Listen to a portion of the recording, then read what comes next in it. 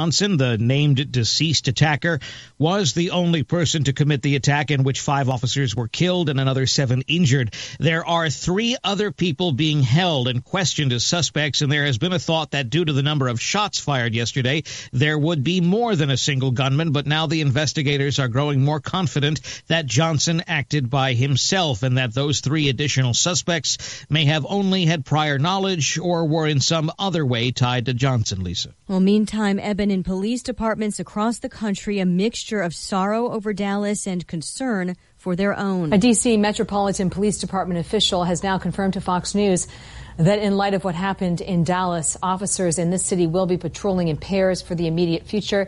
We're seeing something very similar also in New York and the Philadelphia Police. Fox's Catherine Herridge. The ambush in Dallas came at the end of an otherwise peaceful rally over the recent police shootings this week in Louisiana and Minnesota.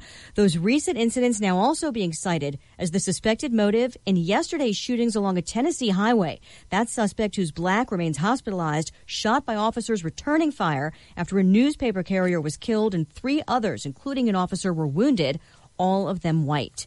The jobs report rallies Wall Street. The Dow up 249 points at the closing bell. The S&P hitting a new high for the year. 287,000 jobs created in June, a much bigger rebound than expected after 11,000 created in May. You're listening to Fox News Radio. Fair and balanced. I'm Nick Soboleski, a Select Quote agent with a true story that could save you hundreds of dollars a year. A woman named Linda just called. Her husband, Ray, has a $300,000 group life insurance policy, but is changing jobs and can't take it with him. Well, I impartially shopped the highly rated term life insurance companies we represent and found Ray, who is 41 and takes medication to control his cholesterol, a 10-year, $500,000 policy for under $26 a month. That's almost twice the coverage for less than half of what he had paid. If SelectQuote hasn't shopped for your life insurance, you're probably paying too much. For your free quote, call 1-800-467-5125. That's 1-800-467-5125. 1-800-467-5125. Or go to SelectQuote.com. We shop. You save. Get full details on the example policy at SelectQuote.com/commercials. Your price can vary depending on your health, issuing company, and other factors not available in all states. President Obama condemns the Dallas attack while repeating his call for more gun control. White House spokesman Josh Earnest. Far too many innocent lives have been lost to gun violence. And the president's profoundly concerned about that. Members of the Congressional Black Caucus also renewing a call for action. Congress, and when I say Congress, I mean the Republicans in Congress, are refusing to address gun violence in America that targets black men and black women and Hispanic men and Hispanic women, and yes, even police officers. That's caucus chair, North Carolina Congressman G.K. Butterfield. Texas Republican Congressman Pete Sessions. If we could subscribe one answer, which is what right now we're being led to believe, we simply have to have gun control, then we're wrong. He says Chicago has the strictest gun control measures in the country and still leads the nation in gun violence. The president's comments on Dallas coming at a NATO summit where he announced a rotating battalion of U.S. troops as part of a NATO effort to stand up to Russia in Poland, Lithuania, Estonia, and Latvia. The idea is to reassure those countries which have all expressed concerns about what diplomats describe as an increasingly assertive Russia. NATO officials saying the move sends a message to Moscow that the alliance is set on defending its territory. A spokesman for Russian President Vladimir Putin insisting it's absurd to suggest that Russia poses a threat. With the president in Warsaw, Simon Owen, Fox News. Well, meantime, 2 Russian officials expelled from the U.S. over an attack on an American diplomat in Moscow. The action was unprovoked, and it endangered the safety of our employees. State Department spokesman John Kirby says a Russian policeman attacked a U.S. diplomat entering the U.S. Embassy compound. Russia claims the American was a CIA agent who refused to provide ID. And Lisa Brady, Fox News Radio.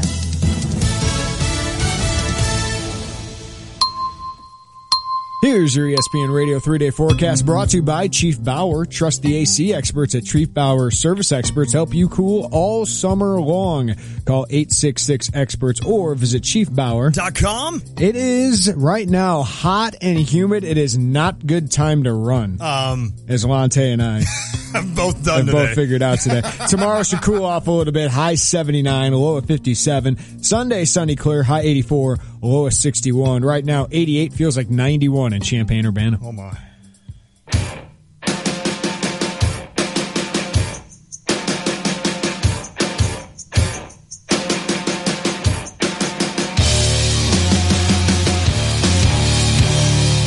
It is the Tay and J Show, ESPN Radio 93.5. Lante, Jeremy Warner, it's Friday, and I am already laughing to start this show off. Why is that?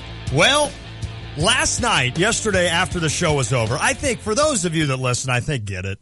They get it that Jeremy does all the work, and I show up.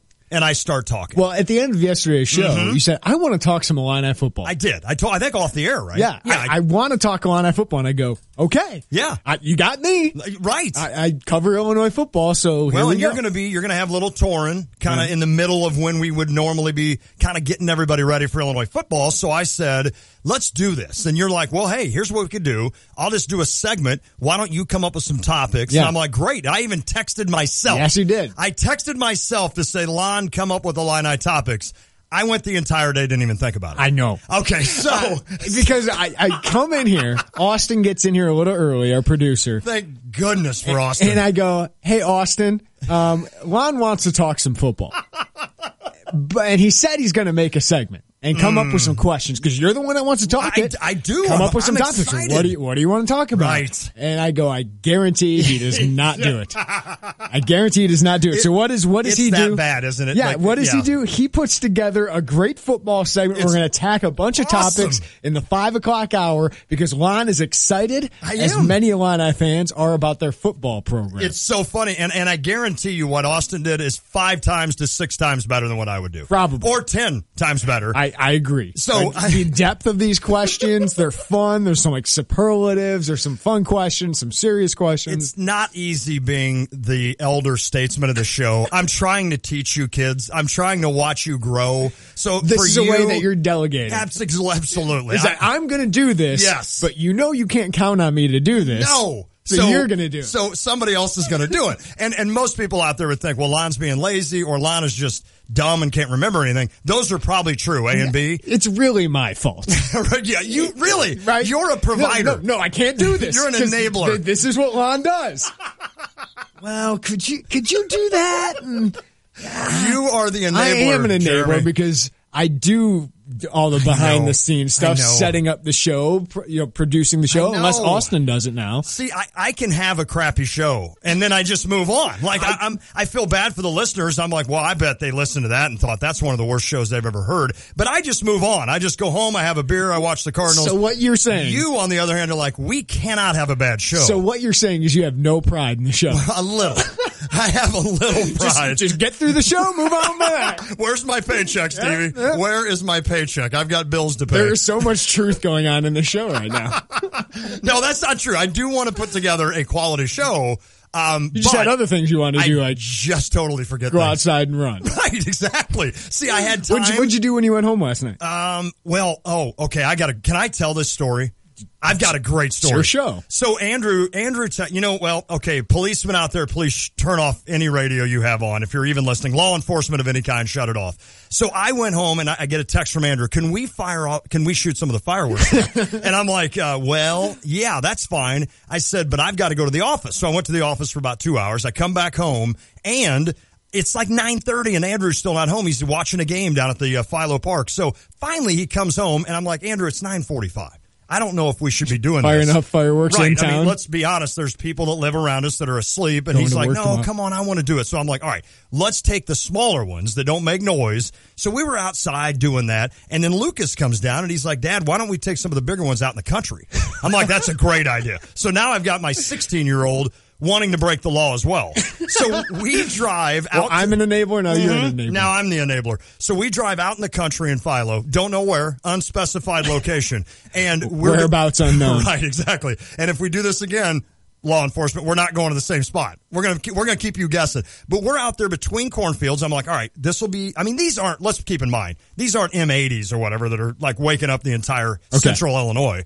So we're out there. I'm not hip on my firework lingo. Well, so yeah, you could say like a 395B, and I would know what that is. Dynamite. It's just a dynamite. So we're out there, and we do about 6 of them, and the boys are in the back of the truck, right? They're in the bed of the truck, like every hick puts their kids in. So all of a sudden, I see headlights about a mile down. I'm like, all right, guys, let's hold on. So I pick up all the fireworks. I get in my truck. I drive off. So I go to the next turn. I turn right to go back into Philo, and I hear Lucas in the back going, Dad, we got to go back. I'm like, what do we have to go back for? Well, Andrew took my car keys and threw them over the side of the truck. I'm kidding you not. So my 9-year-old decided to take Lucas's car keys it's 10:30 at night and just pitch them into the ditch at some area, at some location. Did he have a reasoning for this? No, just being Andrew. Okay. And I about cussed right there. Just being Andrew. Where's the dump button? Hold on. I love the kid. But he drives me crazy. So we go back for 30 minutes. We're walking up and down a ditch in the dead of night. I've got my brights going real slow. Lucas has his cell phone with the light on. We can't find him anywhere. That's the worst. And I'm getting mad.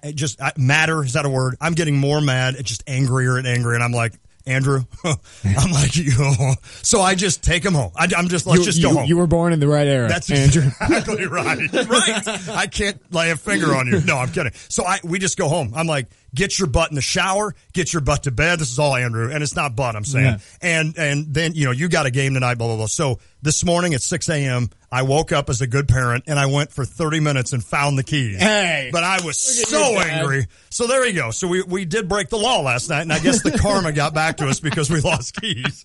That was maybe as mad as I've ever been at Andrew in my life. And it's a story that 8 hours later is funny. It's funny for you. I'm still funny for the rest mad. Of us. Right. I'm trying not to curse. I've never cursed on the air in my life.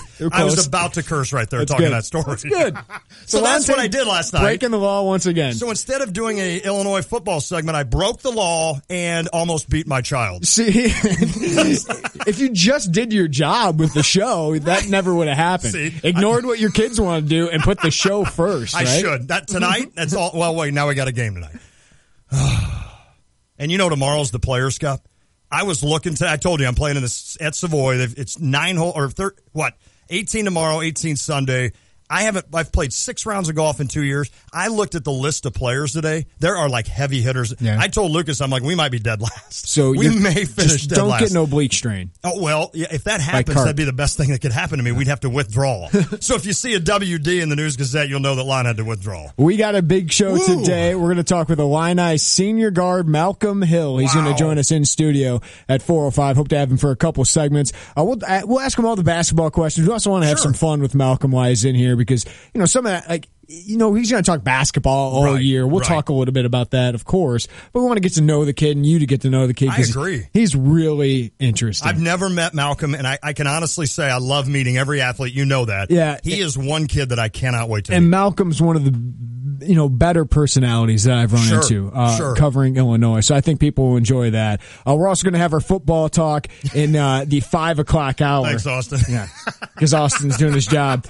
I wanted to get to this, though, because in college sports, and Illinois has recruited a lot against this guy, Larry Brown steps down today at SMU. He got into a contract fight with SMU. Of course, he's in he had 4 years at SMU, and Tim Jankovich is going to take over. Right. Don't know if that's going to be long-term or not, but I would imagine because he was kind of the successor there anyway. That's why he went there. But what happened is Larry Brown, who is 75 years old. I was going to say, is he about 100? Wanted a 5-year contract extension. He wanted to coach till 80. Yes, and SMU goes, we're going to give you 2 or 3. Well, I don't blame you, SMU. Right. Yeah. And Larry Brown goes, no, I'm leaving. Because I want to coach, and Gary Parrish from CBS put it right. He wants to coach past the life expectancy date for an American male. Is that okay?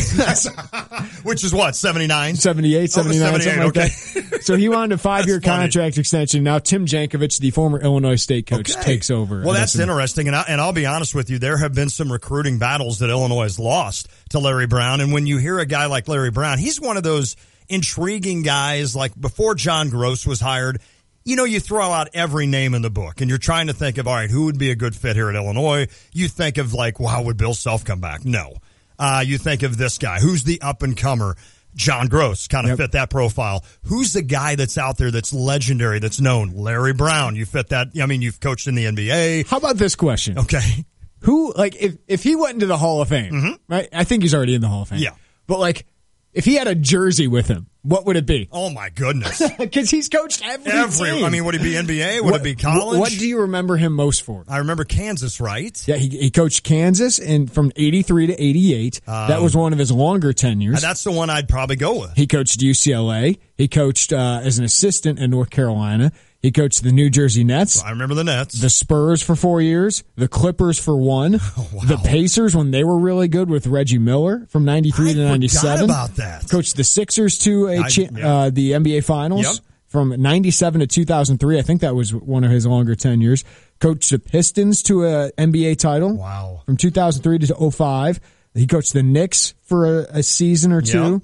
Coached the Bobcats for 3 seasons. Wow. Then he sat out a year and went to SMU for 4 years. Unbelievable. So he never won and an he NBA also title. coached 3 teams in the ABA. Did he really? The New Orleans Buccaneers, the Virginia Squires, and the Denver Rockets. Wow, that guy has been around. I mean, that'd be a great guy to go have dinner with. NBA champion with the Pistons, NBA Coach of the Year in 2001, NCAA champion in 1988 with the Kansas. Yeah, that was Danny Manning, right? Naismith College Coach of the Year and 3-time ABA Coach of the Year. That's cool. So he's won a national title and he's won an NBA title. Mm-hmm. That's pretty cool. And the guy still wants to coach to 80.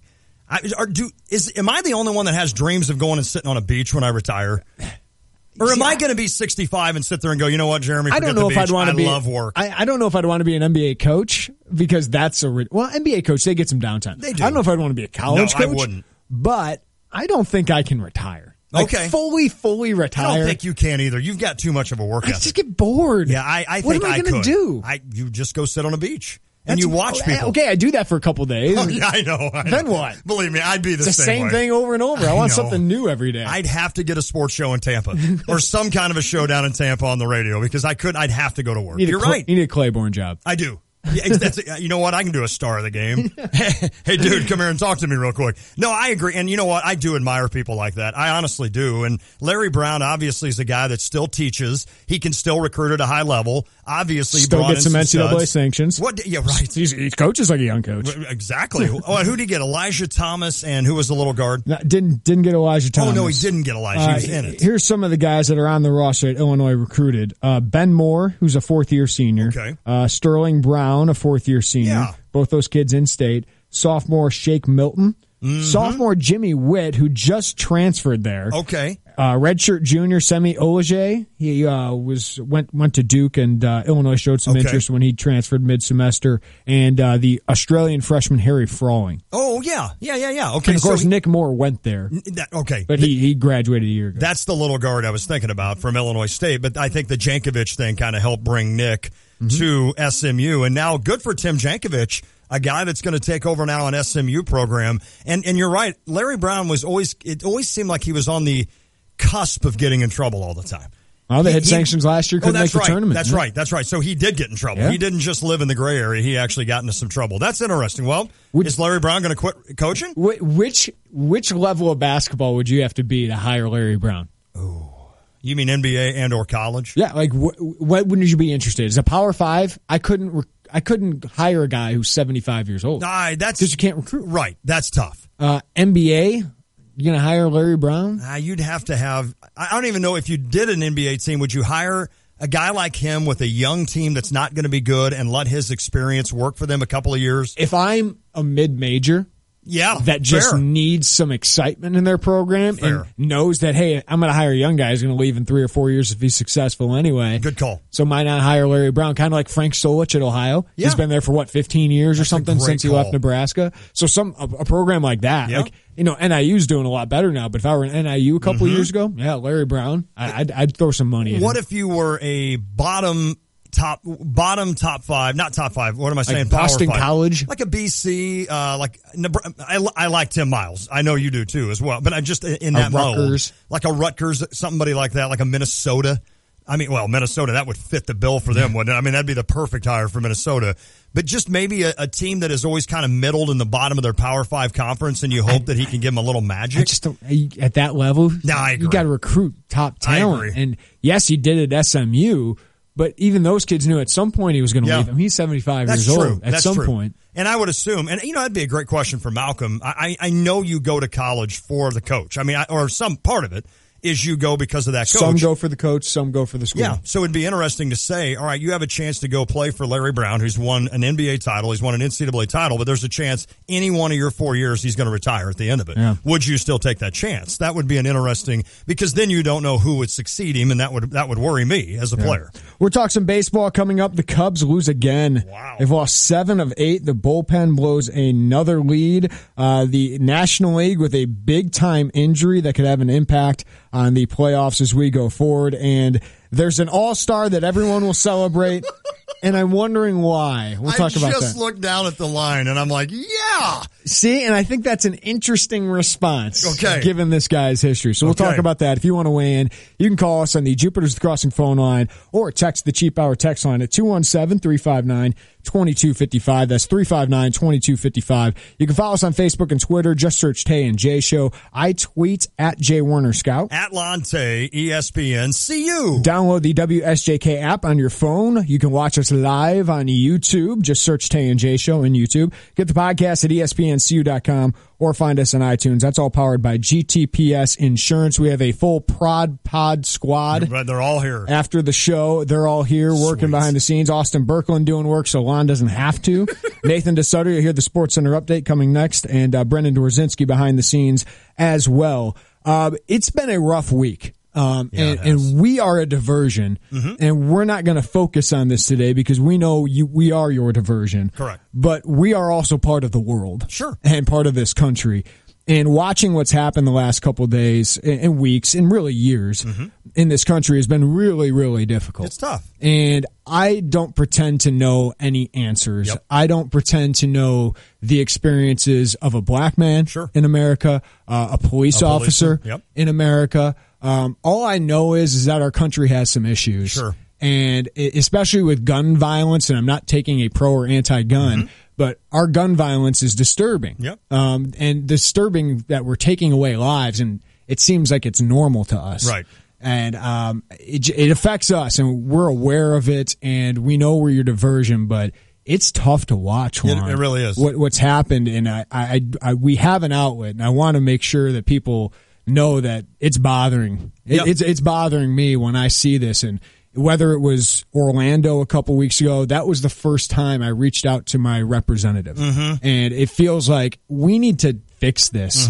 You know, I know there's sides and all of that, but in the end, we're all people and we're all Americans, right? Right. And at some point, we need to try and fix We live in a great country. Yeah, we need to try and fix it. I just think we can do better. I agree. And I don't want to politicize it because, to be honest with you, I'll be honest with our listeners, I'm pretty moderate. Yeah. But I feel like we should talk about it, and we should have a real conversation about it without running to our sides. And I know it's a political year, and I know it's a really interesting political year, but we should do better. I'm with you. We should do better, and we should try to do whatever we can to do better. Well, I'll leave it like this. I told you the story about Andrew and how mad I was, and I got home last night, and I turned on. We showered, we got ready for bed, and I turned on the TV and saw what was happening in Dallas, and it made me immediately minimize my issue with my 9-year-old son. And that's the kind of thing that kind of a story does. And for me, I'm going to be a father here in a month. Sure. And I sit there and I go, the beauty of life. Right. And you know, I'm getting more ready for that and what that's going to mean and more emotional about all that.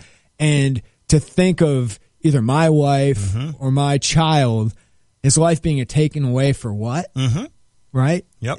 That's hitting me really hard right now. The juxtaposition of that, seeing my wife who's ready to give birth to life and how much that means to me. Sure. And how much it's been taken away from other people. It's tough. Whether you're an African-American man, whether you're a police officer, what race, what creed, whatever you are. That's what makes America great. And it seems like our differences are only getting bigger, and we need to take that away. We need to stop the hate speech, stop the hate. Agree. And you'll find if you have a child, I mean, as the older I get with children, I'm just more emotional. Yeah. I'm more emotional about things. I just think through things, and it's tough. I mean, it's fun to come in here for 3 hours and have fun, but there's real issues out there. Yeah, and we're going to do that the rest of the show.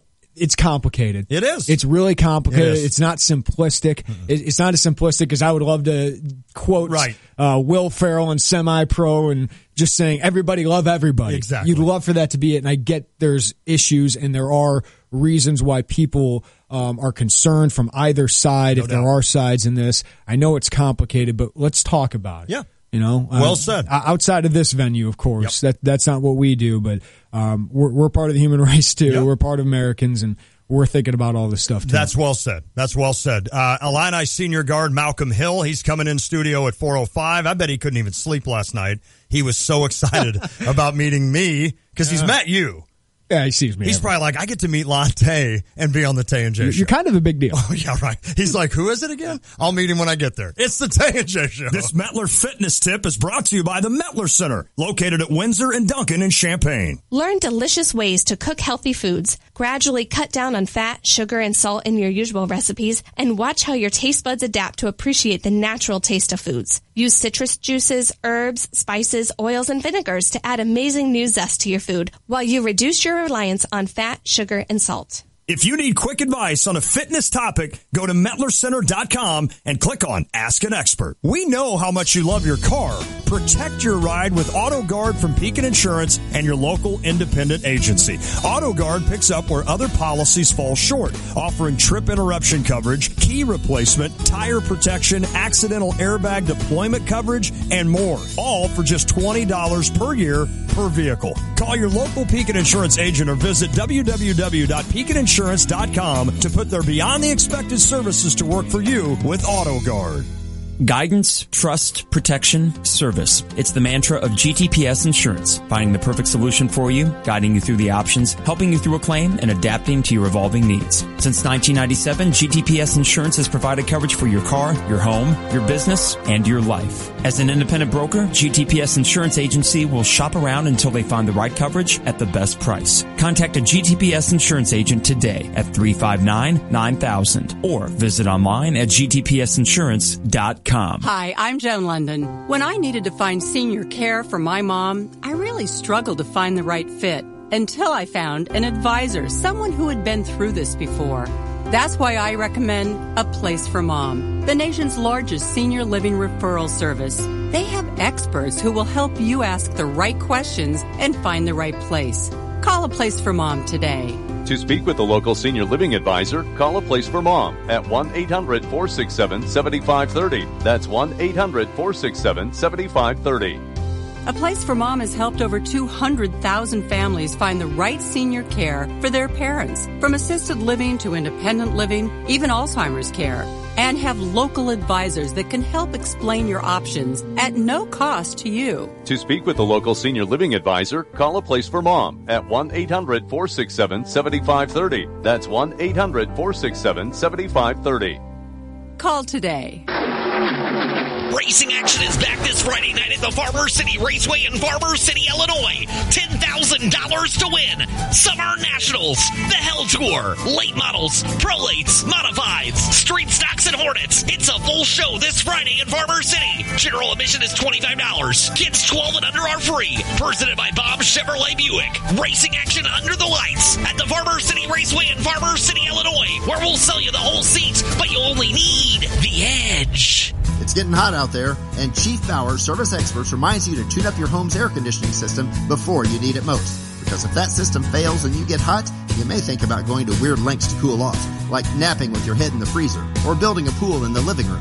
Help prevent breakdowns and call Chief Bauer Service Experts for $41 off a precision tune-up. Regularly $120, now only $79. You'll also save up to 30% on energy bills and keep your system running at its best all year long. Call 866-EXPERTS or visit chiefbauer.com.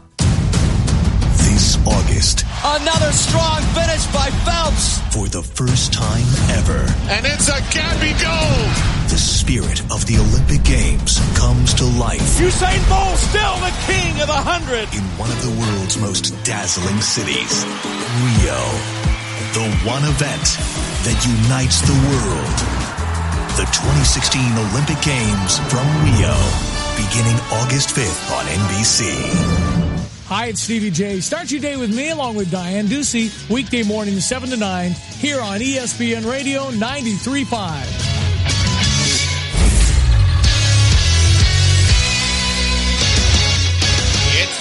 time for the update. More preseason award watch list for the Illini after Wes Lunt was named to the Maxwell. DeJuan Smoot was named to the Bednarik, and Joe Spencer to the Remington. Hardy Nickerson Jr. has been named to the Nagurski watch list, which awards the nation's top defensive player at the end of the season. Nickerson is a senior linebacker who transferred from Cal because his dad, Hardy Nickerson Sr., is the new D coordinator. He's immediately eligible after graduating with a degree in legal studies at Cal. He's a 3-year starter at linebacker and a team captain in 2015. Recorded 246 tackles, 9 for loss, 1 pick, and 2 forced fumbles in his 35-game career, and had a team-high 112 tackles last season. MLB, the Cubs have lost 13 of the last 18 and 3 of their last 4 against the Braves and Reds. Take a deep breath. Everything will be okay. Tonight, they head to Pittsburgh for the last series before the All-Star break. Jake Arrieta is on the hill against Francisco Liriano. Arrieta has been cold recently, raising his 1.46 ERA to a 2.33 in his last 6 starts. Liriano, he hasn't been much better either. The Cards are finishing off the first half against the Brewers. The Brewers' best, Jimmy Nelson versus Michael Wacha, in a battle of young Texan righties. The 27-year-old Nelson is 5-7 with a 3.65 ERA and is always a tough matchup for his opponents. The White Sox are back in action tonight after a day off yesterday. They take on the Cub-beating Braves. Potential All-Star starter Chris Sale, who's 14-2 with a 2.93 ERA, battles Matt Wiesler, who is pretty much the opposite. He's posted a 4.16 ERA and gone 3-8. Larry Brown, he's stepping down as the SMU head coach after a contract dispute. The 75-year-old legend texted all the players this morning to inform them this comes a year after they were banned from the tournament for recruiting violations. Brown coached a total of 51 years, including 32 in the NBA, and the Trailblazers, they waived Cliff Alexander, creates cap space for Festus Ezeli.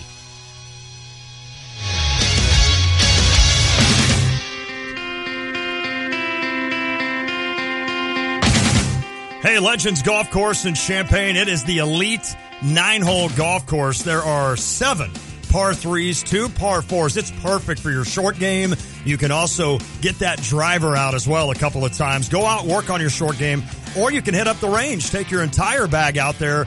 Go to the range. There's carts available. There's also golf lessons available and leagues. Now, I'm not sure at this point of the year if the leagues are still something you can join, but definitely check it out at Legends Golf Course. They have season, range, and course passes available. That'd be a perfect gift for a child over the summer out of school. Get them out there. Get them working on their golf. It's located right off Staley Road in Champaign. That's Legends Golf Course. Illini senior guard Malcolm Hill will join us in studio at the top of the 4 o'clock hour. The Cardinals fan, Malcolm Hill. Yes. Probably kind of liking the Cubs' little downturn here. Right? Even though his team's struggling a little bit. Probably enjoying the Cubs. They fall to the Braves in 11 innings, the terrible, terrible Braves. Nick Markakis with 2 home runs in that game. I saw that. He had 2 home runs all season. Oh, wow. Heading into today. How about those Atlanta Braves? Can you imagine? I just thought of something when you said that. Like Malcolm Hill, down south, he's a Cardinals fan. You know there's plenty of Chicago Cubs fans probably, or White Sox. Right, one of his best friends, Michael Finke. Yeah, is a Cub. Is he Cardinals? No, he's fan? a Cardinal. I think the Finkies are all Cardinals. Nana I'm not sure Eglu Jeff would let was him. a huge Cubs fan. Cubs fan? Okay. Yeah. You think about the dynamic of a college basketball team. You know, we think about, we all run in circles of friends. Like here, you're a Sox, Austin's a Cub, I'm a Cardinal. But in that, like in a team like that with 12, 13, 14 guys, whatever, that'd be kind of funny to see if they do any kind of badgering back and forth. The NBA Finals. I think most of them were Warriors fans. Oh, okay. But I know there were a couple Cavs fans mixed into that. That's so, cool. Yeah, they definitely have those kind of rivalries. But the Cubs have now lost 13 of 18 since Dexter Fowler went to the DL, and they've lost 7 of their last 8. This is becoming a problem. Well, and tonight on the Hill, you got your ace, Jake Arrieta. But he's struggled terribly. Right. For him. Right. I should say. He's got, a 4 ERA over his last 6 starts. Right. But you hope he can bounce back because you're playing the Red Hot Pirates. Mm-hmm. And I was thinking of this from a perspective of a Cardinals and Pirates fan. I mean, now you're getting close to that. We keep joking about, hey, you can get within a week. Right. Well, that's kind of with this much time left and how big of a lead the Cubs have, it's starting to give you a little bit of hope. Mm-hmm. So, at the end of July, what number lead for the Cubs would you guys be like, okay, the division is actually in play? Well, I'll get to that. My worry right now would be the Cubs have been in this tailspin, and really the Cardinals and Pirates haven't done much to gain. Well, now the Pirates have. Yeah. But aren't the Pirates only a game ahead of the Cardinals or a half a game ahead of the Cardinals? Yes, but they were 5 games back of the Cardinals just a couple weeks ago. Good point. So, but they're still both 9 or so back, I guess. I haven't even looked at a standing in a week. What a terrible. You guys call yourself the best fans in baseball. 8 games back, the Cardinals, 8.5 for the Pittsburgh Pirates. So, I mean, my feel would be when it gets down to about 5, I think that's when you've got a legitimate shot. And especially if you get to 4, when you get to 3, 4, 5, and you know that one series against the other team can absolutely get you back tied for the lead or within a game, and I think that's what matters. When it's still 7, 8 or more, I don't even, like, still as a Cardinals fan, I'm not even having dreams of catching the Cubs. Right. I just think that they're in a tailspin. The Cardinals are still 8 games out. And your closer again, Hector Rondon. A couple days ago is Trevor Cahill against the Reds. I mean, these are terrible teams that you're starting to lose to. It's not just, hey, you lost to the Mets, which the Mets lost Matt Harvey for the season. That's huge. Which he was terrible this year. Yeah. But they lost him for the season, and the thoracic outlet syndrome that he has is career threatening as well. Oh, I didn't know that. Shoulder injury, and obviously he's had Tommy John before, so it's always a shame when a guy that's that good you might not never see that long at his peak. So the Mets obviously take a hit, but that pitching staff's still good. It is. Bartolo Colon is an all-star now, which everyone's so happy about. Bartolo Colon being an all-star. I'm just laughing about it. He's a cheater. Yeah, Robert, he is a cheater. He's cheated. But everyone's like, yeah, Bartolo. Yeah, but he's like cuddly Uncle Ted. You know? That's the thing. He's fat. He's fat, and he's your uncle that's fat. If he weren't fat, right, would everyone love him? No, you'd hate him if he was an actual athlete. Like if he looked like an athlete, but since he looks like me, he looks like us. So I'm like, I'm rooting for that dude. You look way better than Bartolo. Okay, I agree. Like he's cartoonish fat. You really, I make fun of myself. I'm not that fat. Believe me. If you've never seen me. I'm not going against fat people here. It's just like when you're a Major League Baseball player. It's kind of amazing. It simply amazes me. There are athletes that amaze me what they're able to do. Like Bryce Harper is so athletic and what he's able to do. But when you look at a guy like Bartolo Colon that looks like David Wells. Yeah, I mean, Bartolo Colon looks like he ought to be sitting in my insurance office selling insurance. And instead, he's out throwing Major League Baseball. I mean, he's pitching, and he's going to be an all-star. Well, that's the thing. Like how good of an athlete is he? You can be an out-of-shape baseball player. There's so many baseball players who are out of shape. You're right. But Bartolo's out of shape for being a radio host. Right. Even for a media guy, he's big. Yeah, a guy who just sits on his butt all day like most of us. Like, he's way out of shape for that. Yeah, what does he do on his 4 off days? Does he just sit and eat? Eat something. I mean, terrible. You think guys are like coming in sweating? They've been working on the treadmill or lifting, and Bartolo's over there eating a Twinkie. Every day he's working out. Yeah. It's not like he's got to work out, stretch out. You know what it is? I bet he's got my eating habits. Like he can't lose weight because he eats all the crap. I bet that's the case. Now, I mean, because he's probably in shape with regards to if you can go out in 100-degree weather and pitch 7 innings, you're in shape. Now, but then when he goes into the clubhouse, has a terrible diet. Yeah, instead of eating fruit and cottage cheese and stuff, he's over there with a double cheeseburger and some 2 fries. liters of soda, right, down in Mountain Dew. Let's just put it this way: Bartolo and I would get along great. But anyway, I'm sorry. Hector Rondon blows the save, and he's been pretty good for the most part this year, but. That bullpen. It is. That bullpen needs help. And the Yankees are the team everyone's looking at. You know, Sean Doolittle is a guy with the A's that if he gets healthy, I think would make a lot of sense. Yep. But Jim Bowden of ESPN put out some possible trades for Andrew Miller. Okay. And Andrew Miller has 2.5 years left. He'd be a phenomenal closer. He's at a good price for how good he is. He's one of the elite relievers in all of baseball. For any other team, he'd be the closer, but they have Aroldis Chapman, right? Sure. I mean, for any other team, 3 of those guys in that would be closers in this league with Dellin Betances and how good he is. But they were talking about what prospect would they have to give up. And, of course, Bowden says the Yankees, the first call you get, you got to ask for Schwarber. Okay. Got to ask for Schwarber, and he said the Cubs won't do it. No, and he's a perfect American League guy, wouldn't he be? No, but you won't do it. No, they won't do it. You're right. That's a 40-home run guy, possibly. No way do you get rid of him. He goes, and then if you're the Yankees, you go down the line and you ask for Javi Baez. Okay. And he said with his positional flexibility, he can play 3 spots, probably even more than that, and with his potential, you'll say no. The Cubs will say no to that. And so he'd go down the line, and he goes, this is where it gets interesting. Okay. If you're the Yankees, do you trade Andrew Miller for Jorge Soler? I wouldn't do it. If I'm the Cubs, I'd do that in an instant. In a heartbeat. In an instant. Yep. Because I don't know if Jorge Soler, I think he's a major league player. Is he a good one? I don't know. That's a great point. We've seen flashes. We've seen flashes but we haven't seen much consistency, and that worries me. And what future role do you have for him? Correct. I think Almora's your center fielder of the future. Schwarber's probably your left fielder. Yep. of the future. Well, and Hayward, you're paying all that money to be a right fielder. Nobody's probably going to take him right now. So I'd rather have Andrew Miller for the next 2 years than Soler, even if Soler in the long run could be a really good player. Well, and you said it. That's the important part. Miller signed for 2 more years. So the Yankees, it's not like, I was about ready to use a bad phrase. The Yankees are not like under the gun here of saying, all right, let's trade him because we're not going to get anything for him. Right. If the season ends, they've got all the chips in their corner. I think they'd rather trade Chapman. Yes. Would you trade Soler for Chapman? I mean, that's a rental. That is a rental. I don't think I'd do that if I were the Cubs. I don't think I would either. So if I'm the Cubs, I'd jump at Soler for Miller. I would too. I probably wouldn't. And throw somebody else in maybe. Even though Chapman, I mean, if he's part of a World Series team. Well, yeah, I mean, let's be honest. If you get Aroldis Chapman, I would gladly have Aroldis Chapman as my closer. Because when he's on, there's nobody better. I mean, there's nobody even close to him, right? When he's on, when he's throwing strikes and is that dominant, nobody can hit him. He's got some control issues sometimes. That's the problem. Not this year, though. No, he's been good, and I know once in a while a bat will meet that fastball, and it'll go a long way, but it's more of a mistake than anything, and he's an elite good. reliever. He is, really. And it's funny because right now, if you're Theo, who's done unbelievable with this project, he did unbelievable in Boston. Look what he's done with the Cubs, and now you're sitting here, on July 8th? The trade deadline's end of July normally, right? Yeah. You sit it's here August and you think, 1st this year. August 1st. So you sit there and you think to yourself, all right, we're slipping here. We've lost 7 of 8. We've lost 13 of 18.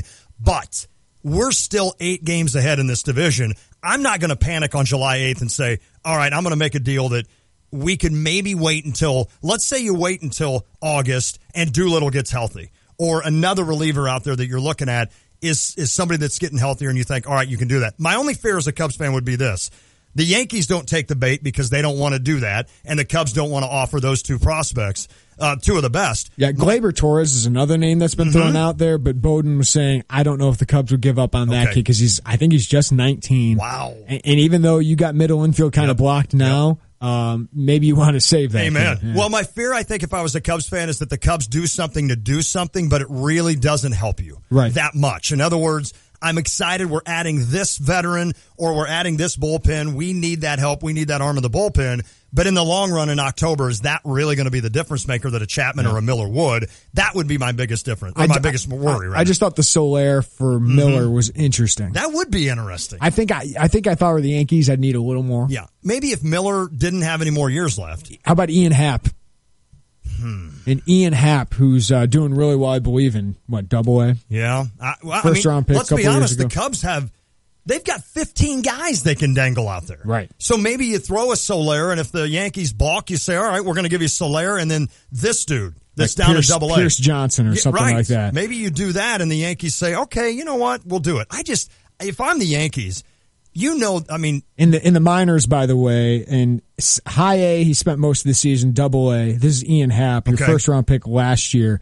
319 average, 421 on base percentage, 9 home runs, 50 RBI. Oh my! Just another guy. 20 doubles, 3 triples. Holy smoke! No, I'm not getting rid of him. No, I wouldn't either. I'm not getting rid of him. I mean, at some point, I know the Cubs are going to get to the point where they have so many guys, or they can't. There's no room for you up here. That's the issue the Cubs are going to run. It's a good issue to have. It's the hashtag Cubs problems that we always talk about. But I'm just worried that if I'm the Yankees, I'm not trading Miller. I mean, I don't think there's a lot lot motivation to do it. I don't either, because that's why I would need probably, like, if I'm with them, I'd need Ian Happ would probably be my low end. That's fair. That's fair. Like, even if it was like Happ and Soler or something like that, they probably won't get that. Because the Yankees, I mean, they've been such an intriguing story lately, because all my life, essentially, they're the team that's always the team to beat. And lately, the last 4 or 5 years, they're just kind of meddling. Well, I have all those big contracts and all those old guys, and they're old guys. Surely they come off the books soon, right? Is Teixeira? I mean, that's got to be Teixeira's off the books after this year. A-Rod's after next year. Okay. Beltran's done at the end of this year. So they're about ready to become a big player again in Major League Baseball. Which the Yankees are only a game under 500 and 4.5 back of the wild card, but it's getting to that point where I think they're sellers. And Carlos Beltran would be a nice bat with the White Sox. I saw you tweet that the other day, and I thought, perfect. It makes a lot of sense, because most of the time he's a lefty, right? He's a switch hitter, but most of the time he's a lefty. Yes. And they need a professional hitter in the middle of that lineup. When I saw that tweet, because, I've always thought Matt Adams and the White Sox would be a perfect marriage. I thought so in the offseason, right? Like, buy low on Matt Adams. Absolutely. Look what he's doing. But Carlos Beltran would be perfect. And you know that guy. And continue these future Hall of Famers ending their careers with the White Sox. I know, it just never ends. Hey, let's go to the Jupiter's The Crossing phone line. Chris is in Muhammad. How you doing, Chris? Doing good. How you guys doing? Happy Friday. Good to talk to you, buddy. We haven't chatted with you in a while. We're going to talk to you guys, too. So, I had a question and comment. First of all, I was watching the Cardinals-Pirates series a couple of days ago, and I see Eric Fryer, of course, with Pittsburgh now. Just your thoughts on that. I was caught off guard with that. I didn't even hear about that. And I thought he was an up-and-coming catcher, for backup for Yadier. But the Pirates got a good one now, and I don't have room to talk, but I'm going to talk anyway. Even the Cardinals are still behind. They will catch up after the All-Star break come maybe early August. Okay. They'll be in first place. So, I love thanks, guys. Have a great weekend. All right, Chris. I love Chris's optimism. Why not, right? Why not? I mean, the Cubs continue to lose. Because you don't have your best player. Oh, that's right. Okay, don't bring realism into this. You don't have Brandon Moss. Let Chris and I have our fun. But Randall Grichuk's about to go on a tear. Right. Because Cardinals. He actually hit a home run, and now he'll just absolutely go crazy. Because Cardinals. Exactly. Let me explain the catcher situation real quick, Chris. Fryer was a kid that was great with the Cardinals. I mean, he came up, he hit over 300, did everything right, but you spent a lot of money on Pena. And when he was healthy, they had to bring him up. I mean, they're paying him way too much money to not bring him up. And then Fryer's out of options. The thing the Cardinals could have done there is maybe gone with 3 catchers for maybe send a bullpen guy down for a week to make sure Pena's fully healthy. You just can't predict that. You can't. That's the hard part. You can't. But Pena comes back. He was horrible for 2 or 3 games. Then he gets hurt again. He feels a pop. At that point, you'd already designated Fryer for assignment. The Pirates immediately pick him up. And now the Cardinals are stuck with a kid. I don't even know who he is. And now all of a sudden you're back in the situation where you got to play Yadi every day. And that was the reason you got Pena in the first place, to let Yadi have some rest. Everything that's gone right for the Cardinals the last 5 or 6 years is going wrong this year. And that's a perfect example. They're due for this. Yeah. Right? And you're 2.5 games out of the wild card. Right, exactly. Everything's going terrible for us. That's exactly right. Yeah. Although Carpenter being hurt is a really major thing. That's a huge blow. That's a bad blow. Illini senior guard Malcolm Hill joining us in studio at the top of next hour. If you want to weigh in before that, you can call us on the Jupiter's The Crossing phone line or text the Cheap Hour text line at 217-359-2255. That's 359-2255. It is the Tay and J Show. This August. Another strong finish by Phelps. For the first time ever. And it's a Gabby goal.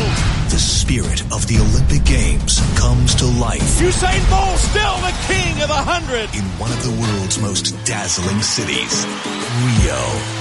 The one event that unites the world. The 2016 Olympic Games from Rio. Beginning August 5th on NBC. Legends Golf Course and Driving Range in Southwest Champaign offers something for golfers of all levels. The 9-hole executive course is great for anyone seeking a quick round of golf at an affordable price. Check out league nights, schedule a private outing, or your company's next team building event. Junior players can learn the game through camps while honing in on their skills in a fun environment. Relax after a round in the newly renovated clubhouse while catching up on golf tournaments or baseball on one of their 6 televisions. Legends Golf Course and Driving Range. Visit them at legendsofchampaign.com. It's the ultimate engagement. It's Tay and J's Take an E contest powered by Christopher & Company in downtown Champaign. Listen to me and Jeremy weekday afternoons between 3 and 6. When we open the phone lines, call us at 359-2255. Answer a series of questions and we'll enter you for a chance to win an engagement ring and the ultimate engagement. Then we'll let our audience vote on who should win. Get a full list of rules and details at ESPNCU.com today. Bunny's Tavern, the best-kept secret in downtown Urbana since 1936. Come enjoy $13.50 mix and match domestic buckets 7 days a week. Enjoy Bunny's 10 big-screen TVs, whether you're inside or enjoying the summer weather. On Fridays, enjoy a dry battered or grilled cod sandwich all day and all night. With delicious daily lunch and dinner specials, Bunny's Tavern may not stay a secret for long. Come check out what people in Champaign-Urbana have been whispering about for over 75 years. Bunny's Tavern. It's time for your Out and About with Visit Champaign County. As always, Terry joining me. Terry, we're headed to the farm this weekend, aren't we? That's right. Historic Farm Days is happening now through Sunday in Penfield, just north of Rantoul. You can take a step back into the past with a glimpse of what agriculture used to look like here in central Illinois, with plenty of parades, fireworks, and some delicious home cooking to enjoy. Sounds like a lot of fun. What else is going on this weekend in Champaign County? Tonight, head out to outside at the Research Park for some free live entertainment, starting off with local favorite Bones Jugs before Las Cafeteras gets on the stage for some Afro-Caribbean sounds. Food trucks will also be on hand, so you can make a great night out. All right, and one last one to talk about, benefiting the Kickapoo Rail Trail, correct? That's right. You can head out to the city center on Saturday for the Brat Pack. They'll be supporting the Kickapoo Rail Trail with a benefit concert. Kicks off at 9 p.m., and this Rockin' for the Trail event is going to be filled with tons of fun 80s music to dance to. Love it. For more details on these 3 events or anything else happening this weekend, Terry, where can our listeners go? Visit ChampaignCounty.org. Big news at Flooring Surfaces Factory Outlet in Savoy. To celebrate our nation's great history, all flooring products made in the U.S. are on sale now through July. Enjoy deep discounts on hardwood, carpet, porcelain tile, and more, all proudly manufactured in our great nation. Like Ranyo porcelain tile, any size, any color, just $1.49 per square foot. If it's made in the States, it's on sale now at Flooring Surfaces Factory Outlet on South Neal in Savoy. Willow Pond Golf Course is the place to be July 9th. It's the Willow Pond Golf Course Entertainment Extravaganza with live music, food and drink specials, and more. Stop out to Willow Pond Golf Course for an early morning or afternoon round of golf on July 9th. Then come back that evening for live music from the Tons of Fun Band from 5 to 7 p.m. and 90's Daughter takes the stage at 8 p.m. Call 893-9000 or search Willow Pond Golf on Facebook for more information. It's the Willow Pond Golf Course Entertainment Extravaganza, July 9th. Don't miss it. Hey, Cardinal fans, the weekend of July 15th, 16th, and 17th. It's the 2006 World Series anniversary weekend, and it's loaded with great promotions. Friday night, the 2006 World Series Championship Beer Stein, presented by Budweiser. Saturday, the replica 2006 World Series Championship Mystery Player Ring. And on Sunday, the adult replica Home White 2006 Mystery Player Jersey, presented by AT&T. Tickets available at cardinals.com/promotions. This August, Another strong finish by Phelps. for the first time ever, And it's a Gabby goal. the spirit of the Olympic Games comes to life Usain Bolt still the king of the 100. in one of the world's most dazzling cities, Rio. The one event that unites the world. The 2016 Olympic Games from Rio, beginning August 5th on NBC. Santa here. I'm making a vacation stop in Champaign to attend Christmas in July at City View at the Illinois Terminal July 14th. It's a lot of fun. Catering from Dish, Passionate Cuisine, live band, silent auction, real snow. I'm even bringing a bag full of gifts. Tickets are only $35 a person. All proceeds support the Parade of Lights. Buy tickets online at ChampaignCenter.com. See you July 14th at the City View for Christmas in July. Coach Mike Ditka is not just talking sports. What will he say next? Hear him here Monday and Friday mornings from 7:30 to 8 with Brother Johnny and me, Stevie J, on ESPN Radio 93.5. This segment of the Tay and J Show brought to you by Central Illinois Honda Dealers with 7 locations in Central Illinois, including Honda, BMW, Champaign.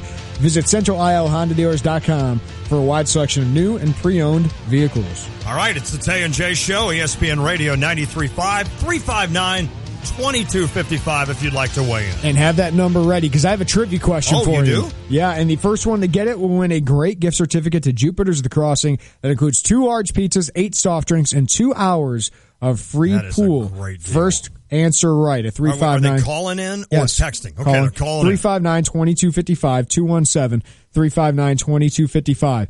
Trevor Story tied the National League rookie record for home runs before the All-Star break with 2 bombs last night.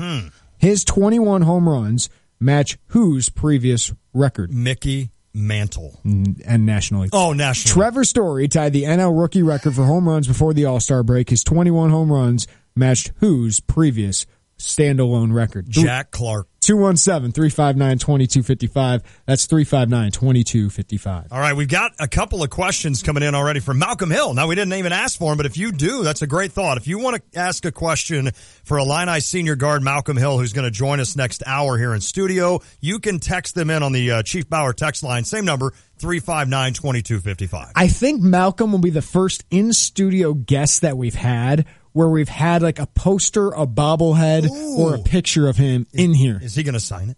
He could if he wants to. But is that unprofessional? Like Lou, no, it's in the studio. Okay. Lou Henson was here. Yeah. But I don't think we had the bobblehead or the photo we have of That's him. a great point. So let's look around here. We'd have to have who? We'd have to have Mickey Mantle. We've had D in studio, but we didn't have the bobblehead and we didn't have the picture hanging up because he signed the picture that day to put up here. That's a good point. Ravonte Rice, we got a picture of. William Refridge Perry, I don't know if he can make it here. I don't think so. We know Walter can't. Mickey Frank Mantle, Thomas we haven't had. Frank would be great. Luther Head. Roger who's Powell. the soccer dude that we've had from the start? David Beckham. David Beckham. We have a sexy picture of David Beckham here. Stevie J continues to always hide that thing. Ozzie Smith, no. Yeah, Paul Konerko, no. Fred Bird, no. No. How about George Brett on my RC Cola? Nope. That'd be cool to Buster have George Posey come in. bobblehead. Buster. Okay, so that's about it. If we could get one of those guys, though, that'd be awesome. That'd be a huge get. But yeah, Malcolm. All right. High on the list because we didn't have a Lovey thing hanging up when Lovey came. That's here. true. That's kind of cool. We don't have Mike Thomas. No posters in here. Sorry, Mike. No, there's no Tim Beckman posters or anything in there. Not quite. Not quite. We've got Fred Bird. If he came in, that'd be kind of cool. Yeah. Is that it? I think that's about it. We have buttons of Colton Wong and Matt Carpenter. It's Matt Carpenter. He's not doing anything now. No, and you know what? We've met him. We have. We've met him. So that kind of is cool. All right, who would be your number one in-studio guest? If you could have just one guest in studio, anybody you wanted. Oh, my goodness. Well, you know who I'd love to have is Joe Buck. I've always said that. I'd love to have Joe Buck in studio. That'd be cool to just kind of pick his brain about growing up like he did, taking over for his dad, Jack, in the booth, being now the national commentator for Fox. That'd be cool. Now, he's not an athlete. No, but that'd be kind of a cool outside the. You know, I think of this sometimes when I'm alone, and then I forget who I chose. I don't know athlete-wise who I would like. I'd have I don't to know. think about that one. I threw that on you, and you responded pretty well. Well, Joe Buck would be cool. That would be really cool. Congratulations to John and Philo. He's the winner of the Jupiters at the Crossing gift certificate. Trevor Story tied the NL rookie record for home runs before the All-Star break. He tied whose record, Lon? I have no idea. You should know. I should? Mm-hmm. How about 2001. 2001 Cardinal?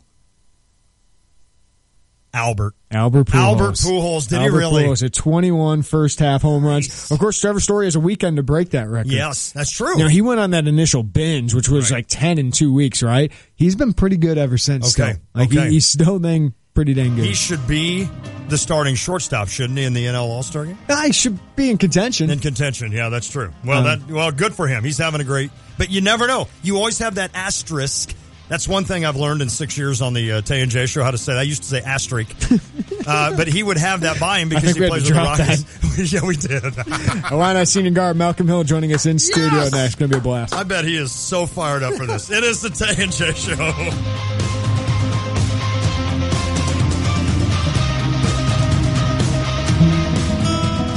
VersaBar, a world leader in the development of heavy lifting solutions, is a proud sponsor of the Mike Ditka Show. VersaBar is also a proud supporter of the University of Illinois and the College of Civil and Environmental Engineering, the St. Louis Cardinals, and the Unity Rockets. To learn more about VersaBar, just go to www.vbar.com. That's www.vbar.com.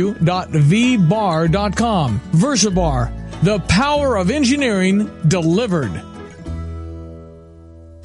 Hi, I'm Gary Knight from Carmack Honda in Danville. Just 40 years ago, Carmack Honda delivered our first 1976 Honda Accord and has been recognized as an award-winning family sedan ever since. Safety, dependability, and fuel efficiency make people love their Hondas, and Cub fans love their Cubbies, and only a way Cub fans can believe. So when you're shopping for a new Honda, believe in Carmack Honda to get you the very best price, service, and selection. Check us out today at CarmackHonda.com. Alto Vineyards has long been a leader in the Illinois wine industry, winning over 700 awards in national and international wine competitions in the last 20 years. Now, Alto Vineyards, along with SJ Broadcasting, present Music Among the Vines, East Central Illinois' premier summer concert series, held under the stars. Stop by Alto Vineyards each weekend throughout the summer and indulge in Illinois wines, premium beers, soft drinks, and light food items, all while experiencing the best music the area has to offer. For more details, visit altovineyards.net or call 356-4784. This Saturday at Alto Vineyards Music Among the Vines, get ready for the sounds of Susan Williams.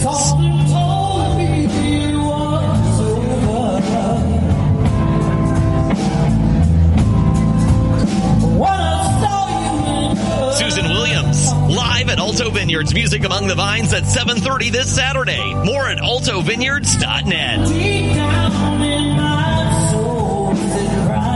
Live from the Habib BPC studios, this is WSJK Tuscola, Champaign-Urbana, your home for the St. Louis Cardinals.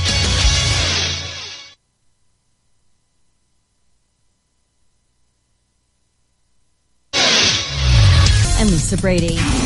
And this is a Fox News alert. The 5 police officers murdered by a sniper during a peaceful protest in Dallas last night are being mourned nationwide. 7 other officers shot and wounded, along with 2 civilians. This was a well-planned, well-thought-out, evil tragedy. Dallas Police Chief David Brown vowing justice at a mass prayer vigil today in the city's Thanksgiving Square. The suspect, now believed to have been the lone gunman, was a U.S. veteran. Fox Radio's Eben Brown with more live. Lisa, the investigation in downtown Dallas is now joined by the FBI and the Bureau of Alcohol, Tobacco, and Firearms. But the Dallas Police Department is still the lead investigator. They now believe the gunman, Michael Xavier Johnson, was acting alone Thursday when he started shooting at police officers escorting an otherwise peaceful demonstration. A figure seen on video depicts a shooter with some skill, and it's now known that Johnson was an Army reservist who deployed to Afghanistan. Police say Johnson told them he was intent on killing white cops, Lisa. And Eben Johnson claimed to have planted explosives and was eventually killed by police using a bomb on a robot. One robotics expert says that appears to be a law enforcement first.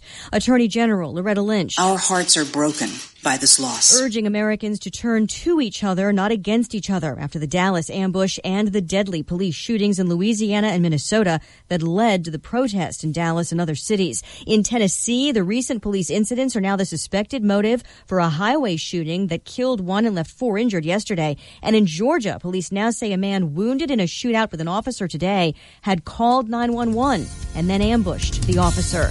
Big jobs rally on Wall Street, the Dow up 251. Fair and balanced. I'm Nick Soboleski, a Select Quote agent with a true story that could save you hundreds of dollars a year. A woman named Linda just called. Her husband, Ray, has a $300,000 group life insurance policy, but is changing jobs and can't take it with him. Well, I impartially shopped the highly rated term life insurance companies we represent and found Ray, who is 41 and takes medication to control his cholesterol, a 10-year, $500,000 policy for under $26 a month. That's almost twice the coverage for less than half of what he had paid. If SelectQuote hasn't shopped for your life insurance, you're probably paying too much. For your free quote, call 1-800-467-5125. That's 1-800-467-5125. 1-800-467-5125. Or go to SelectQuote.com. We shop. You save. Get full details on the example policy at SelectQuote.com/commercials. Your price can vary depending on your health, issuing company, and other factors not available in all states. The first Zika-related death in the continental U.S. confirmed in Utah. But Salt Lake County health officials say the elderly resident had an underlying health condition and had traveled to other countries where mosquitoes are known to carry the virus.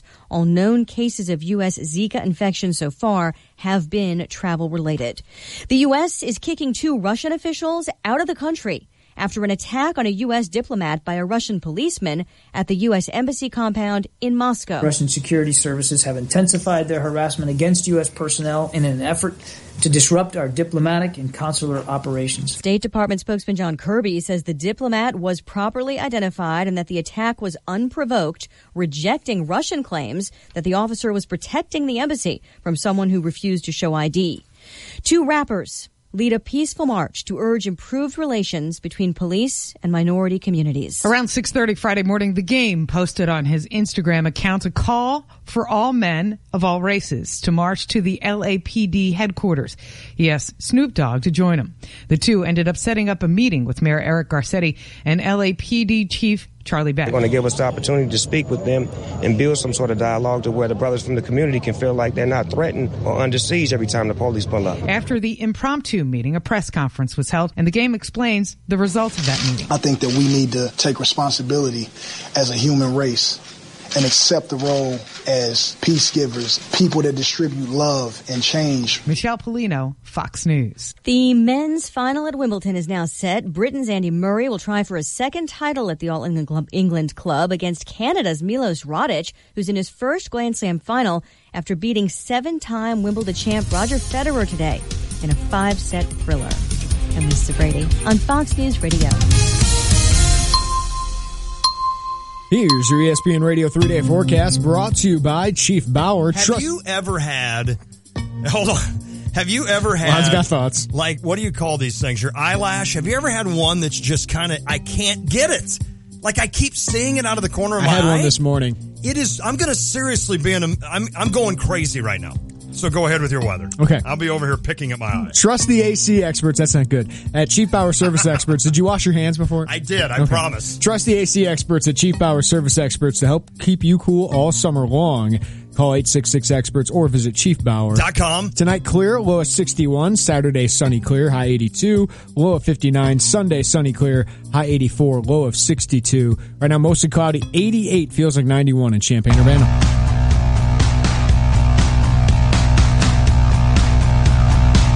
I might go home and just cut off every eyelash. What are eyelashes for? I guess to help keep protect stuff out of your eyes? Okay, well, this one is not doing its job. It's off the front line. I don't know what it's doing. It's just dangling there. Can't get it.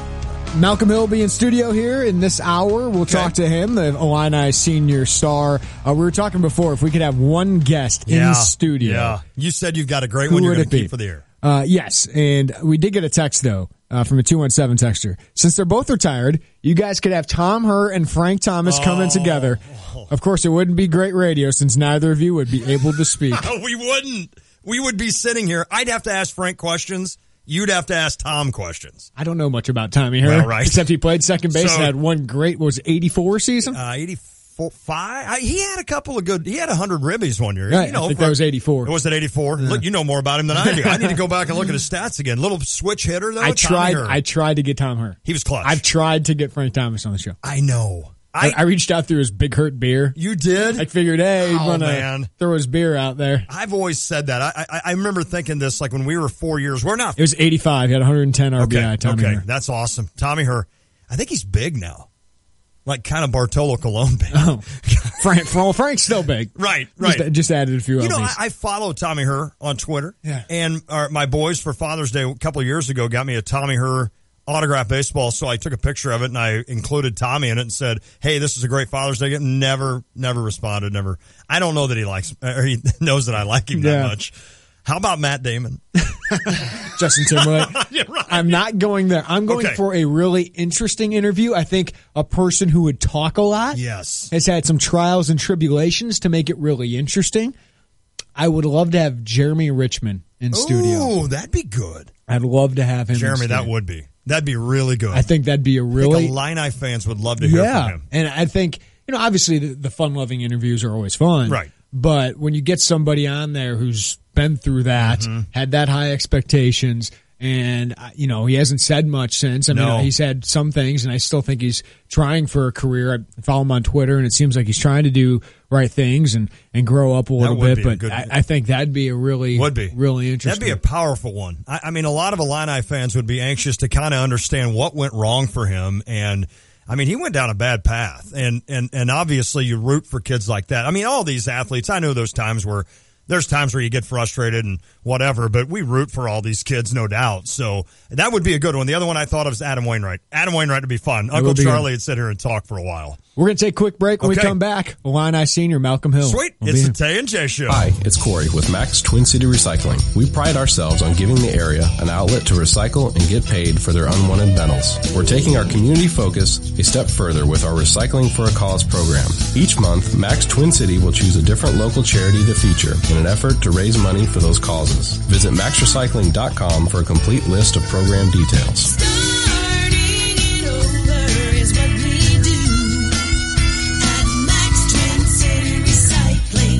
Join the Women's Business Council for their Roaring 20s themed party, Juice the Joint, at Jupiter's at the Crossing on Saturday, July 16th from 7 to 10, benefiting Salt and Light Ministries. This is the Cat's Meow of events, and you will not want to miss it. Juice the Joint will include casino tables, jazz and swing dancing, food and drinks, mug shots hosted by Stasky Photography, party raffles, including a Ford Escape thanks to Bill Smith Auto, Service King, and Dawn's 24-hour towing, a mattress and pillow set from Mattress Firm, and a 50-inch TV thanks to Steve Tarrant at State Farm, along with other great prizes. So pull out your flapper dress gangster gear, newsboy cap, or your vest for the best dressed costume contest. It's Juice the Joint with Women's Business Council, July 16th, benefiting Salt and Light Ministries. Brought to you in part by CleanRight, RSM Accounting Firm, Service Master, and Prairie State Bank. Check out WBCCCC.org for tickets and enter into the Ford Escape car raffle in advance. That's WBCCC.org.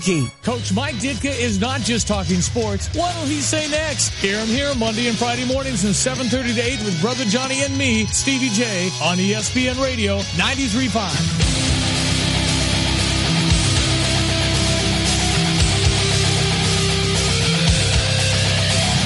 All right, it is the Tay and J Show, ESPN Radio 93.5. Lante, Jeremy Warner, always fun to have guests in studio. Today's going to be a really fun time. And I mentioned this before, but Malcolm Hill, who's joining us now. How's it going, man? I didn't have his mic on. How's it going, Malcolm? It's good. How you doing? Doing great. You are the first guest. You have this distinction where we have something of yours on our wall or in the studio. We have a poster of you over there. Oh, that's pretty neat. Yeah, so you're the first guy that's ever been in studio here. You got to sign it. That's had something in there. Oh, yeah. Oh, it's an honor. I'm so excited for this. There you go. Well, how's the summer going for one Malcolm Hill? It's going really good. This is the first summer. The last summer, unfortunately, I didn't go home after school ended. Like, school had ended that Friday, and I started back Monday, and I've just been working out ever since. Mom's missing you. Yeah, a little bit, but I mean, she'll be all right. Why'd you decide that? Why this year? Well, I think it'll just be fun. It'll be a good experience, especially with Fletch, because he said he had a lot of stuff planned for me, and so far, I've loved it. I've enjoyed the experience. What's a summer like for a basketball player? It's really, for me, it's really simple. I mean, wake up, lift weights, work out, then go to Irwin. I go to Jessica. She helps me do my homework for the summer. Then after that, go work out again. And then by the time I finish working out, it's about 4 or 5 o'clock, and I just relax and enjoy my day. That's the thing that I get a kick out of. I spent a couple of summers at SIU Carbondale, and I wasn't working that hard, right? I'd go to class maybe for an hour, but it's amazing how much you guys do on your own. I mean, you're not forced, I don't think, to do this stuff, but you do it on your own, and obviously this is something you want to make as a career. That shows a lot of initiative, doesn't it, for you to do that during the summer? Oh, yeah, and, I'm a big thing of a believing, like, you don't appreciate something until you don't have it, it's taken away from you. I've never had a gym available for me. Wow. 24/7 growing up until I got to college. Right. And, they told me, you can go to the gym whenever you want. I was like, really? That surprised me. So, I've been living in the gym since I was a freshman. I want to go through the maturation of Malcolm Hill here in a little bit and just take us through your career a little bit. But this is something you want to do, right? I remember talking with Tupps last media day, and broadcasting is something you kind of want to do, right? Yeah, this or being an analyst like Jalen Rose, and like my personal dream job is working on TNT, with Charles, Shaq, and all that. That just looks like hilarious. I mean, I'm just basically getting paid to express my opinion. Exactly. It's kind of cool. Yeah. It is kind of cool. It's better than sitting in the office, too. I've done that before, and that was a challenging thing for me. What was your office job? I was working for this company because this guy that owned the Jets, my AAU program, he offered me a job in the office, to basically, like, I don't even know how to explain it, go over other people's work. No, I only had to work from 8 to 12. Okay. And that was awful. That was enough. Yeah. I mean, I don't see how my mom works at 95 in her offices. I mean, it's tough. I always get a kick out of both my boys. I've got a 9 and a 16-year-old, and they complain about school, right? Because they're in it from 8 to 3. 9 months a year? I'm like, well, guess what? When you get out of school, you got to work every day from 8. It's like, right. Stinks. But you know what? You adjust to it and you figure it out, I guess. Malcolm, you want to do this, so let's take you through it a little bit. NBA's been an awesome offseason, or an interesting offseason. Yeah. So what's your big take on Kevin Durant to the Warriors? You know what? I mean, I kind of see both sides of it. I see why people are upset. They think, it's a coward, you're joining the enemy, stuff like that. Then I see, he wants to win. I think this started about a few years ago when it first was the Celtics, then it was LeBron going to Miami, and then, as time goes forward, you see, like Dwayne Wade just did sign with the Bulls, like every team's getting a power 3. So it's either you're going to have one or you're not. You're going to be either really good or really bad. Growing up in St. Louis, did you have an NBA team? Lakers since I was born. Okay. Isn't that funny? That's cool. How'd you pick them?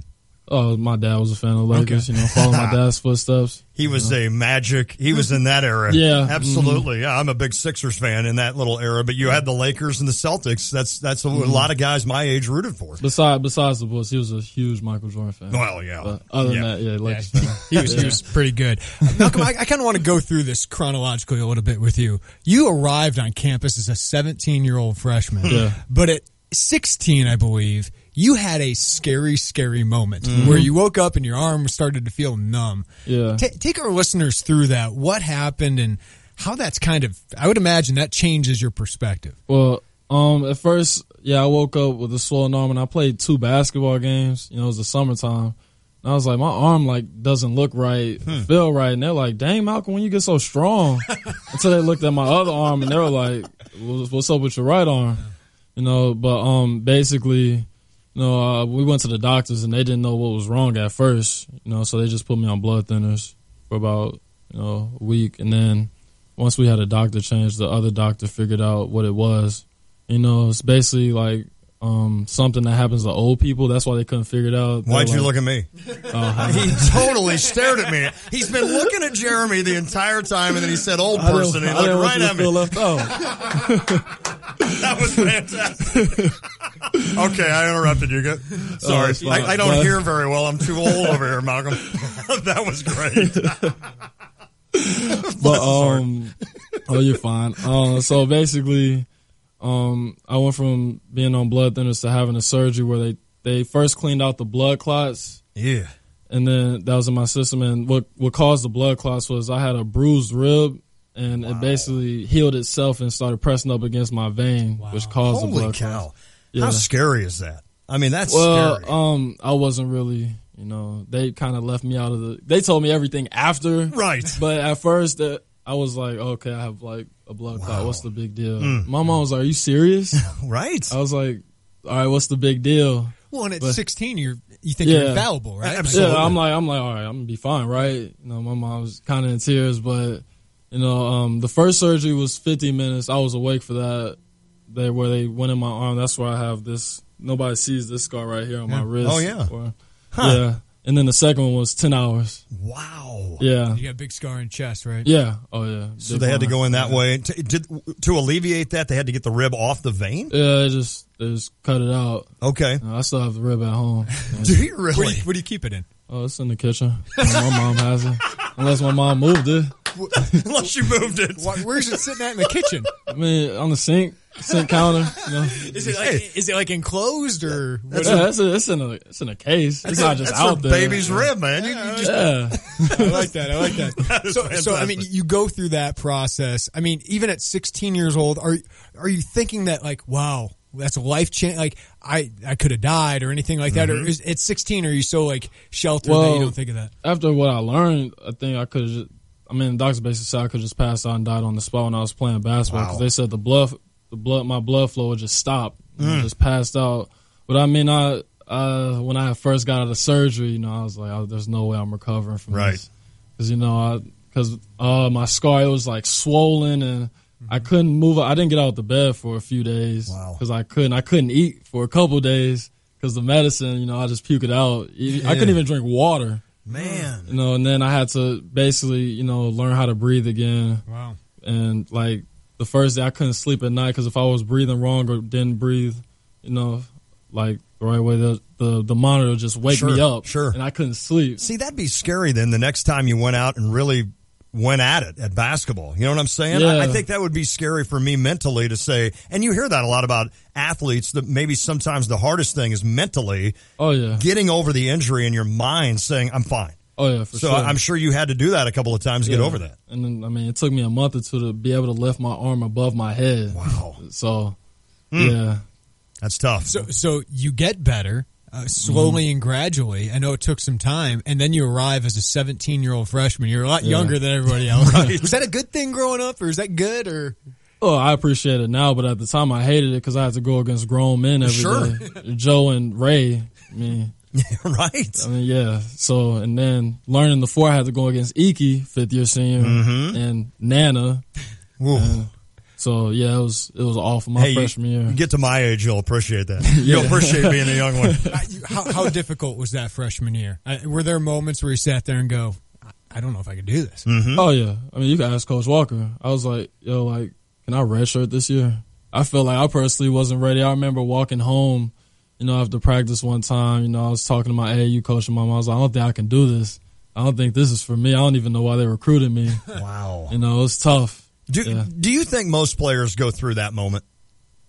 I don't know. I went through it pretty bad. Did you? Oh, yeah. I have a lot of freshman year stories.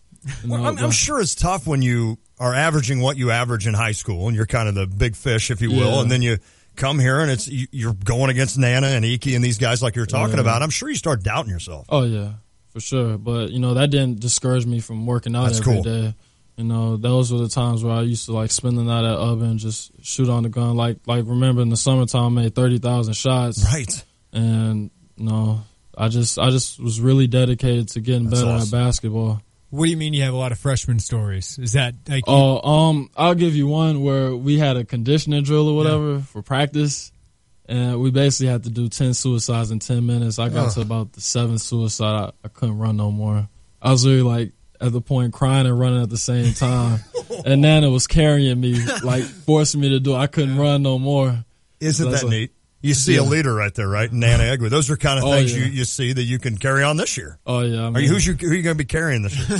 Well, with this freshman class, I don't think they'll have it as tough as me. I can't see any freshmen. Throughout my career here, I haven't seen a freshman struggle like I have. But was there a low moment?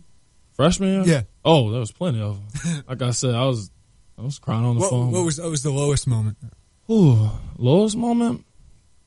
I'll say probably when we played UIC.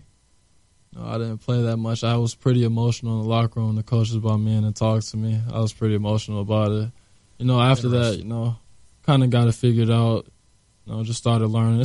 Freshman years, for most freshmen, there's those rare breeds freshmen that were just... Yeah, exactly. Freshman year is like learning. I learned a lot my freshman year. I think we were at the highest point and we were at the lowest point. Sure. And, what were we on, 8-game losing streak, something like that? Yeah. And it was still almost about 1 game away from the tournament. Mm-hmm.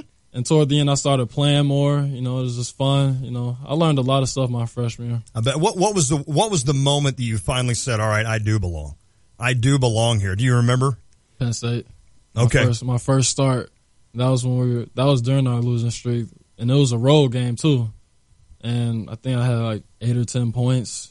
I felt great about it. We won that game, and I was really happy for Kendrick because that was his first time starting too. Okay, to see us both doing well. I see all 5 freshmen played and scored that game. Oh, that's right. Yeah, I do. I never remember stuff like that, and I remember that game. I do. All 5 freshmen made a contribution. That's cool. We won. That was when everything changed for us. Yeah, and then sophomore year, you take a huge lead. Huge. So where did you find that confidence? Because when Ray goes out, and all of a sudden, you're the guy everyone's looking to. When last year, you're sitting there thinking, am I good enough for this? Right. Well, yeah, especially, the pressure's put on me when coaches in the locker room in front of everybody says, Malcolm, you're you're gonna be our guy for this game against a top 10 team in the country in Maryland. After that game, that game seemed magical to me. I was like, did we really just do that? And I had 28 points, my career high. I just felt like, that I think I proved to myself that, I can play at this level, at a high level. Yeah. What did last year mean for you? Because you guys were put through the ringer, right? Everything was thrown at you, and you had your best season, obviously. But everything around you is kind of really just going up in smoke. So what did you learn about yourself? How did you grow last year?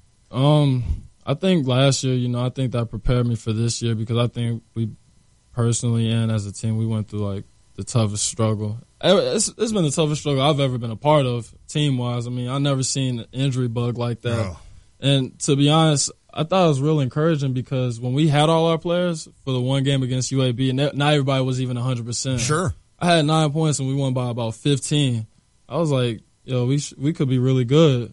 And even though last season was pretty disappointing, I don't regret anything about it. I think I had a fun time last year, especially because I learned a lot about people. Sure. Especially and a lot of people that were sitting out, learned a lot about themselves and the team, because they see things on the sideline that you can't really see as a player. That's interesting. I think that is true when you're sitting there. It's interesting you say that. I think Illini fans need to hear that. Even guys like me need to hear that, and the fact that one game you guys were healthy. And you beat a UAB team that had been in the NCAA tournament the year before. Beat Iowa State. And you beat Iowa State. And Iowa State had everybody coming back. That's right. Yeah. And then you guys, you lost to Iowa State, right? But they had beaten. They had beaten. Yeah, they had a halftime lead. But I think that does. Injuries matter. Yeah, injuries matter big time. And it's not like we had one guy hurt, two guys. No, we had the whole team was hurt. You were the only one healthy, I think. I think someone told me I was the only starter that played every game. I was going to say, I don't remember you getting hurt at all. They had the hamstring before a game that was scary. Yeah, that was awful. But you got that rib out, and everything's good ever since. Well, Malcolm Hill, you're now a senior, and everyone talks about. Well, you haven't made the NCAA tournament yet as an Illinois player. What is obviously you've been here working hard. That is your goal. It's not any secret that is your goal. What do you do next? Like, what is your next step as a player? What are you working on right now? What am I working on? Just probably being a better leader on the court and off the court. It's easier. It's easier said than done. But I think I've improved in a lot of those areas, especially because leading probably wasn't natural for me, just because I'm a naturally quiet person. I'm a quiet, shy person. I think I've gotten more open, from my time being here. Like, if I was a freshman, you asked me to do this radio show, there's no way I'd be able to do it right at all. But, I think throughout the summer so far, I think we've all done a good job. Because being a good leader is also being a good follower. I don't want to take advantage of being in the position of being a leader. I like to listen to other people's outputs. And that's cool. I think it's important for all of us to have some type of leader characteristic. I think that's great you described that, because Jeremy and I have talked about this at length, and we did the last couple of years because we wondered, all right, who's the leader of this team? Is Kendrick going to step up? Is Malcolm going to step up to be a leader? And I remember one time telling Jeremy, I'm like, what is a leader? Like, we can talk about it all day, but what is a leader? Sometimes you see a guy and it's just like, well, it's obvious. Like Nana was probably one guy. Tracy just seems like that. So it's neat that you've kind of identified what it takes to be that, and understand now that you've been through it. You understand what Tijon's going to go through, what Kipper's going to go through, and some of the moments. I think that off the court is how you can be a leader too. Yeah, for sure. And I think they've done a good job of fitting in with the team. Like, for me, it took a month or two. Right. They fit in just like that. Perfect. Finger. Speaking of analysts, I want you to break down your teammates here in a little bit and kind of break down what they bring to the team. I want some negativity too. I want to hear. No, I'm kidding. I don't. Constructive criticism. Right. Your guy, your running mate, Kendrick Nunn, is no longer here. And this was a tough offseason to watch from the outside, but you lived it. What was this like? What was it like watching Kendrick Nunn no longer be a part of the program? It sucked. It hurt. I feel bad for him, especially because I've been a Kendrick Nunn fan since I was in high school, before he even knew who I was. I heard it because of him and Jabari. But I think he's going to do really good at Oakland. Yeah. Because he works hard and all that. He has the ability to perform, especially because they lost Kay Felder, a really good scorer, so he can be that guy for the next year to replace him. So that's cool. Yeah, that's tough. I mean, that was a tough off season. You talk about being a leader. I mean, that's one thing you have to do. How did you guys survive that? You know, how did you guys not rip apart? You just got to stay positive, you know, because it's already bad enough that probably outside population is negative about it. Right. If you're negative about it on the inside, then that's just going to break us apart, tear us apart. You know, I think we did a good job of being positive and keeping our heads up about it, you know, because for every negative thing that I always say, for every negative, there's a positive in something. That's good. Are you and Michael Finke having a bromance right now? I've gotten that from so many people. A lot of social media posts out there. Guys look like you're having a good time. Hanging out with the Finkies a lot. Yeah, I do. You know, they're like my second family. Hey, they're doing laundry and stuff, cooking. There's nothing wrong with that. Look, you ever seen The Blind Side before? Yeah, that's how I relate to like The Blind Side up here. Hey, she can handle it. Laura can handle that. Well, were you jealous at all that Mike and Mike Thorne went to Disney World together? Like, no, because they invited me and I didn't want to go. Oh, okay. Not a Disney guy? I mean, I am. I would love to go there, but I didn't feel like taking a vacation this year. I just wanted to stay at school and work out and get better.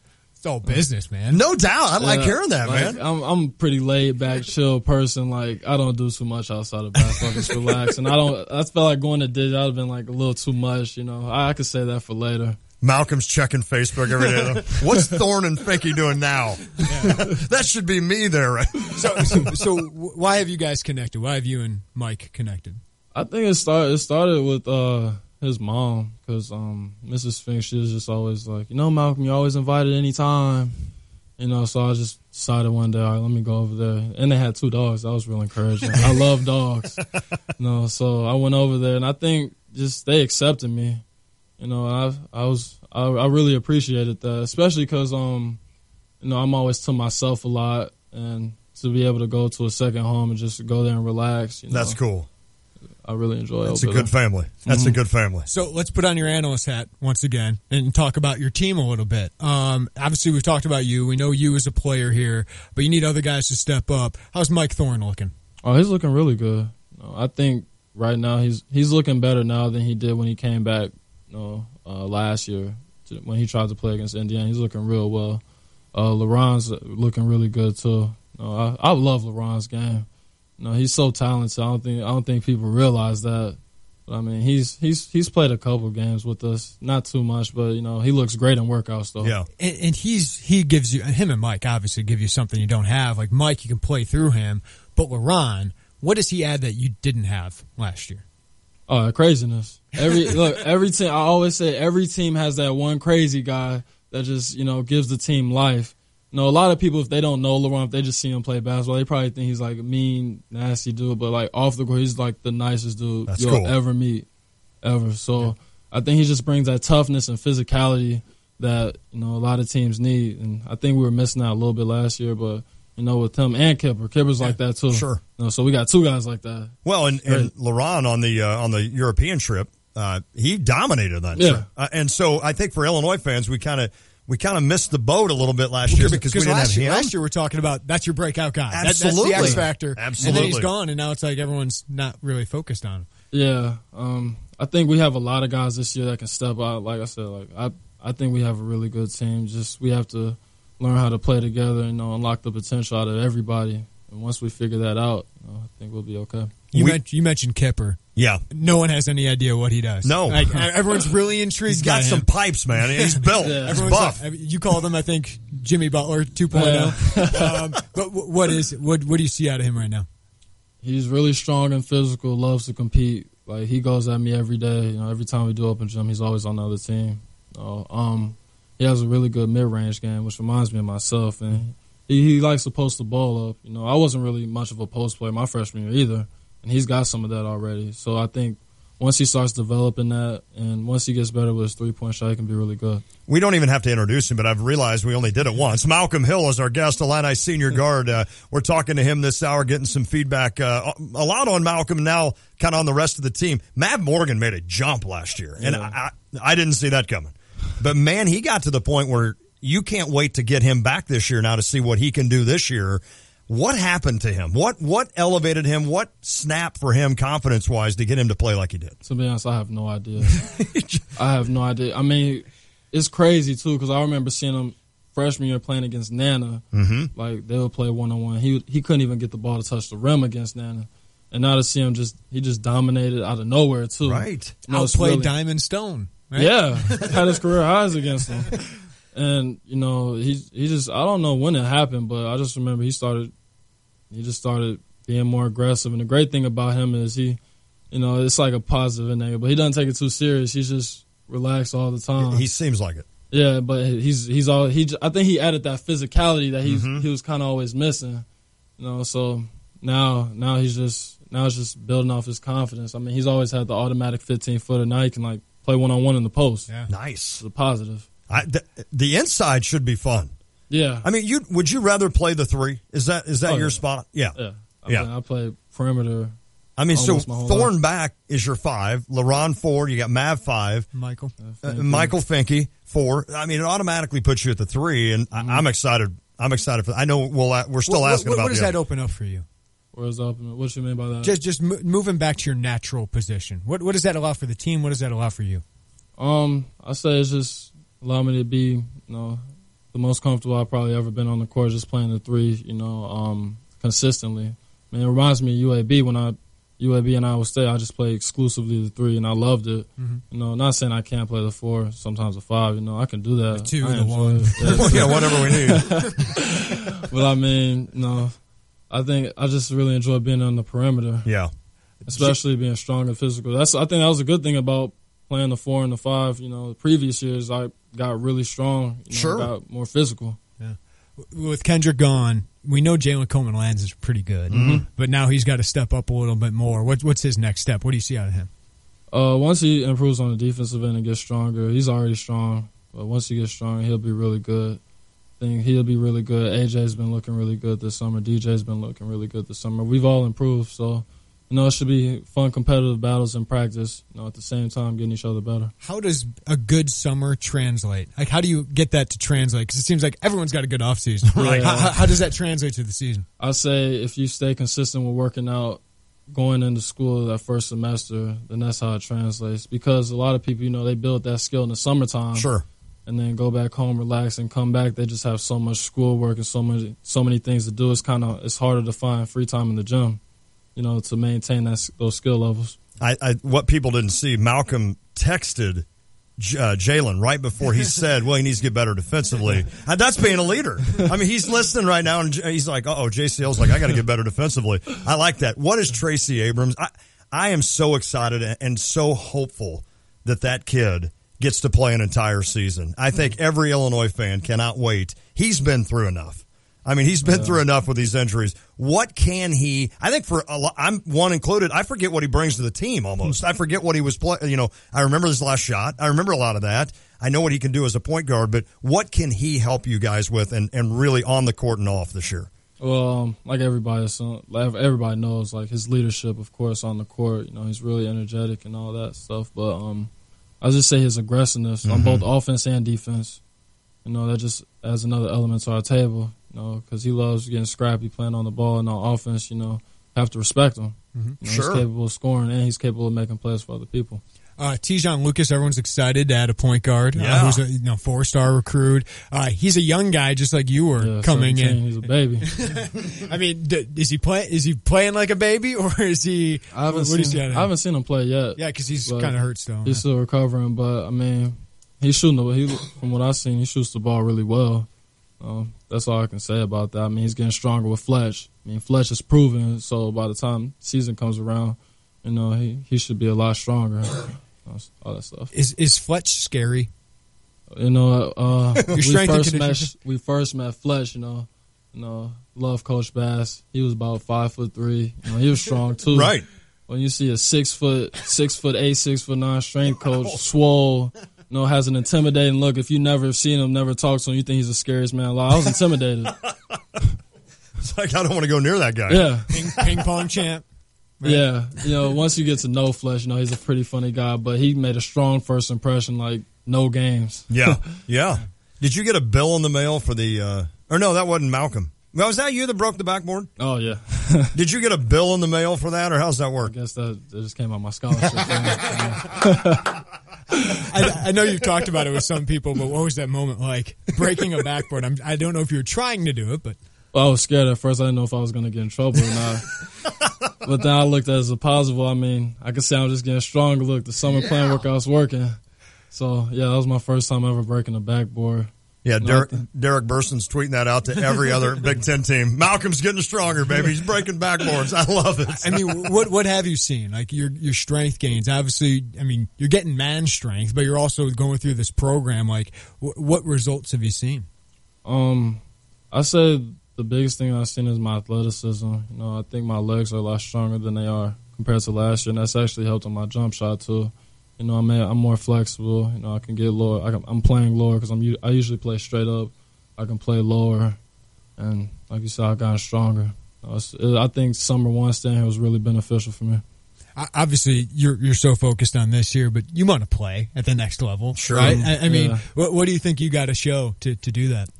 I think I just have to show how to be a great role player. You know, obviously, you know, I'm going to have the ball a lot in my hands, but I think I have to show I can be able to do a lot of the other things like play defense or run hard in transition when I don't have the ball, set good screens. I think learning how to be a great role player will help me out at the next level because, I mean, about 80-90% of the league is full of role players. Sure. You know, so I just have to be ready to, you know, step in and be a role player whenever I play. That's a great way to look at that. That's a great way to look at the NBA. I mean, there are your stars, and then there are those guys that just go in and get it done night in and night out. They're not flashy, and you can make a lot of money doing that right now. Especially right now. Yeah, exactly. I mean, some of these contracts. Who is the player you've played against in your college career that you most respected? Most respected? Ooh, I've never had that question.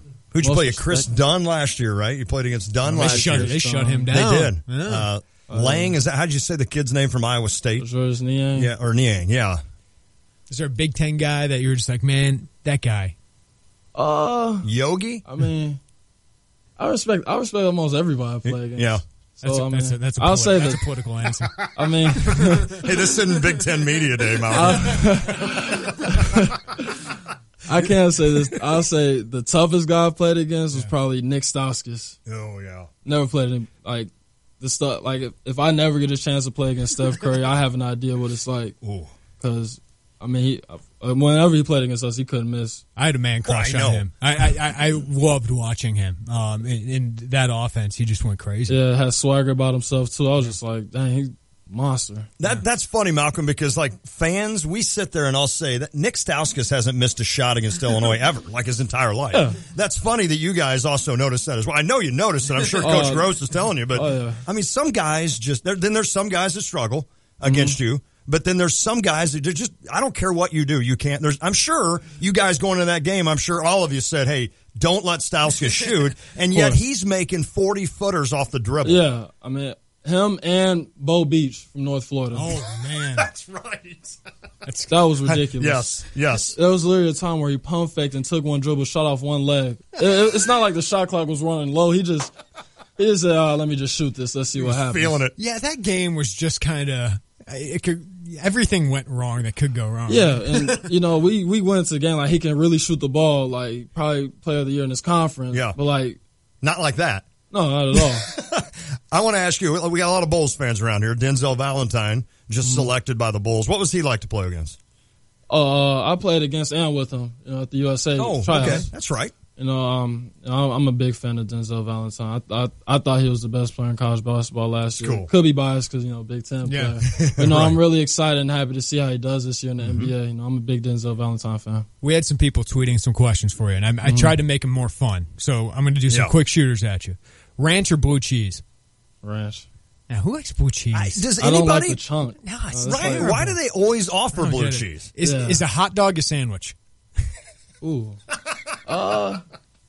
What's on the sandwich? Anything it's just a normal hot dog, like with a hot dog bun. Is that a sandwich? Well, if Fletch is listening, so I'll say neither. You don't even know what a hot dog is, do you? Right, no. What is that? No. I'll probably say hot dog.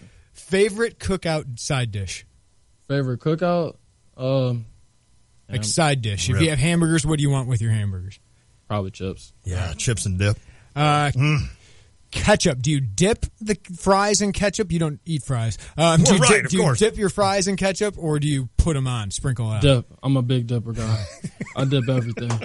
Say you were playing for your Cardinals, your St. Louis Cardinals. Yeah. What would be your walk-up music for an at-bat? Ooh, I like that question. It'll be a Logic song. A lot of people don't know who Logic is. That's my favorite. That's my favorite artist. But I'll give it a Drake song. A lot of people know that. I'll say Drake, Legend. Nice. Nah, well, why not? Hey, what position would you play for the Cardinals? Would you pitch? I always wanted to be a pitcher. I wasn't that good. I'll just be in the outfield. Okay. When I played baseball, they threw me in the outfield. When I was young, they basically just told me I'm not that good. Just stay out there. Go to right field, Malcolm. Yeah, just sit out there. Was that your only other sport? Baseball, I did track, soccer. My parents put me in all types of sports. I love it. Were you like really bad at anything else, or were you just naturally good? I was pretty bad. I was pretty bad at basketball, too. It just happened that I loved it, and I just ended up being good. Stuck with it. Michael asked, your favorite class or professor at the U of I? Favorite class, professor? That's on the spot right there. Yeah, I know a lot of professors. They all listen to our show, too. Oh, man, they all listen to our show. Do you have like a favorite subject? I say my favorite class was journalism. I'm sorry, I forgot the teacher's name. That's all right. So nice. I love talking to her too. I see her every now and then, and I go to classes now. What was the class? Journalism. Mm-hmm. I like that. Alice asks, what superhero power would you most like to have? Teleport. So I can get all the sleep I can get. From the defensive end to the offensive end. That too. Like there's Malcolm. Oh, yeah. He's wide open again down there. How does he do that? And the last one for you. What's the best thing you've seen on television this year? Best thing that I've seen on television? Ooh. Preacher. I've been watching Preacher. Don't watch that. That's weird. Preacher? Yeah, that's a weird show. I watched. It's in between Making a Murderer. Yeah. Yeah, that's right. And I forgot. I watched a show that my mom told me to watch. I think it was Orange is the New Black. Yeah. Okay. Or was it the sweep of the Cubs? I like that you picked. Orange is the New Black. Yeah. Like I've never seen that. I know you said you've seen that. Malcolm Hill, we've kept you here way too long. We appreciate this. Oh no, I had a blast. Oh yeah, one more thing. I'd like to, special shout out to James Herron and Walter Alford, because if it wasn't for them the past 2 years, they, as many times as I asked them to come work me out at the gym along with the managers. Nice. Especially Jordan, my roommate, my freshman year, I probably wouldn't be as good as I am right now. That's cool. Well, listen, Malcolm, I'm looking forward to a huge senior season out of you. What Jeremy knows and you don't, we do a fantasy basketball league down in my little hometown. If I get the number one pick, I'm taking Malcolm Hill. That means you've got to lead. You got to get 20 a game. And you got to lead in rebounds and assists every game. And if you don't, I'll cut you. All right, we'll see what happens. I'll just drop him and go to another guy. Well, Malcolm, I think you got a future in this. Yes. If you ever want to come back, man. Just invite me anytime. Anytime, man. Had a lot of fun. Malcolm Hill, thank you very much. Pleasant young man. This is fun to visit with him. Illini senior guard Malcolm Hill. We'll come back, wrap up hour 2 after this. It is the Tay and J Show. Check out the new Honda BMW of Champaign, formerly Twin City Honda BMW and still located in Savoy. These guys are crazy for used vehicles. Truckloads of pre-owned vehicles, 25 to 50% off the price of a similar new model. And not just Hondas and BMWs, cars, pickup trucks, and SUVs of all makes. Financing options on used cars as low as 1.9%. Just drive by Honda BMW of Champaign and you'll see from the street that this is a new dealership. Honda BMW of Champaign. Online at drivechampaign.com. So your car made it through the winter months. Time to stop worrying about your battery, right? Wrong. Summer heat is brutal on your car's battery. Make sure it's ready for the hot months ahead with a free battery test at Interstate All Battery Center. If you're good to go, we'll tell you. And if you need to replace your battery, Interstate All Battery Center has the #1 battery brand in the United States, recommended by independent auto technicians 5 times more than the next national brand. So before you head out on your summer road trip, stop by Interstate All Battery Center for your free battery check. And while you're there, be sure to check out our complete selection of batteries for all your portable power needs. Interstate All Battery Center. You'll find them outrageously dependable. For all your battery needs, visit their Champaign location just north of I-74 at 2504 North Mattis Avenue. Interstate All Battery Center has batteries for most every application in stock. Interstate All Battery Center. Outrageously dependable. Experience what makes Eastland Suites the best. Like unique accommodations for guests who need extended stays, full kitchens, patio and balcony access, and grills in the courtyard for cookouts. Extended stay guests also love the free Wi-Fi, fitness center, and complimentary hot buffet breakfast. And Tanya, don't forget about the full-service lobby bar, large swimming pool, and the free shuttle, and the... Experience the best. Experience Eastland Suites. Book online at eastlandsuitesurbana.com. The Snyder Company. Country Squire Cleaners, serving the Champaign-Urbana area for over 40 years, provides customers with quality service at a reasonable price. Shirts and suits, dresses and gowns, even suede and leather. They can do it all. Country Squire Cleaners offers same-day shirt service and 1-hour dry cleaning. With 3 convenient locations in Champaign and home delivery available, there's a Country Squire ready to serve you. Country Squire Cleaners, West Springfield, South Neal, and the Village at the Crossing, Champaign. For great deals on your dry cleaning, visit CountrySquireCleaners.com. Your local independent Pekin Insurance agent is part of your hometown. They're your friends and neighbors. They know you and your community. So when it comes to the right insurance coverage at the right price, you'll want to talk with the folks you can trust. Ask your local Pekin Insurance agent about the affordable insurance coverage for your car, your home, your business, and your family. They'll help you protect what matters most. And you can always count on beyond the expected service and coverage from Pekin Insurance. To find an agent near you, visit www.pekininsurance.com. This is Eric Bolin with Provident Financial Group. Are you sure you're on track to reach your retirement goals? Wondering how much money you'll need to last your lifetime? Whether you're retiring in a few weeks or a few years, we can analyze your needs and create a plan that's right for you. Find us online at ProvidentFinancialGroupLLC.com. Securities and advisory services offered through Commonwealth Financial Network. FINRA SIPC, a registered investment advisor. Legends Golf Course and Driving Range in Southwest Champaign offers something for golfers of all levels. The 9-hole executive course is great for anyone seeking a quick round of golf at an affordable price. Check out league nights, schedule a private outing, or your company's next team building event. Junior players can learn the game through camps while honing in on their skills in a fun environment. Relax after a round in the newly renovated clubhouse while catching up on golf tournaments or baseball on one of their 6 televisions. Legends Golf Course and Driving Range. Visit them at legendsofchampaign.com. This August, another strong finish by Phelps. For the first time ever. And it's a Gabby gold. The spirit of the Olympic Games comes to life. Usain Bolt still the king of 100. In one of the world's most dazzling cities, Rio. The one event that unites the world. The 2016 Olympic Games from Rio. Beginning August 5th on NBC. Hi, I'm Joan London. When I needed to find senior care for my mom, I really struggled to find the right fit until I found an advisor, someone who had been through this before. That's why I recommend A Place for Mom, the nation's largest senior living referral service. They have experts who will help you ask the right questions and find the right place. Call A Place for Mom today. To speak with the local senior living advisor, call A Place for Mom at 1-800-467-7530. That's 1-800-467-7530. A Place for Mom has helped over 200,000 families find the right senior care for their parents, from assisted living to independent living, even Alzheimer's care, and have local advisors that can help explain your options at no cost to you. To speak with the local senior living advisor, call A Place for Mom at 1-800-467-7530. That's 1-800-467-7530. Call today. When you're heading home, Tay and J are on your way talking sports. Weekday afternoons 3 to 6 here on ESPN Radio 93.5. Hey, next hour on the Tay and J Show, we're going to talk some Illini football. We've got a Illini football segment coming up, but first it is time for the updates. He stole his thunder. Now it's time for the update. More preseason award watch list for the Illini.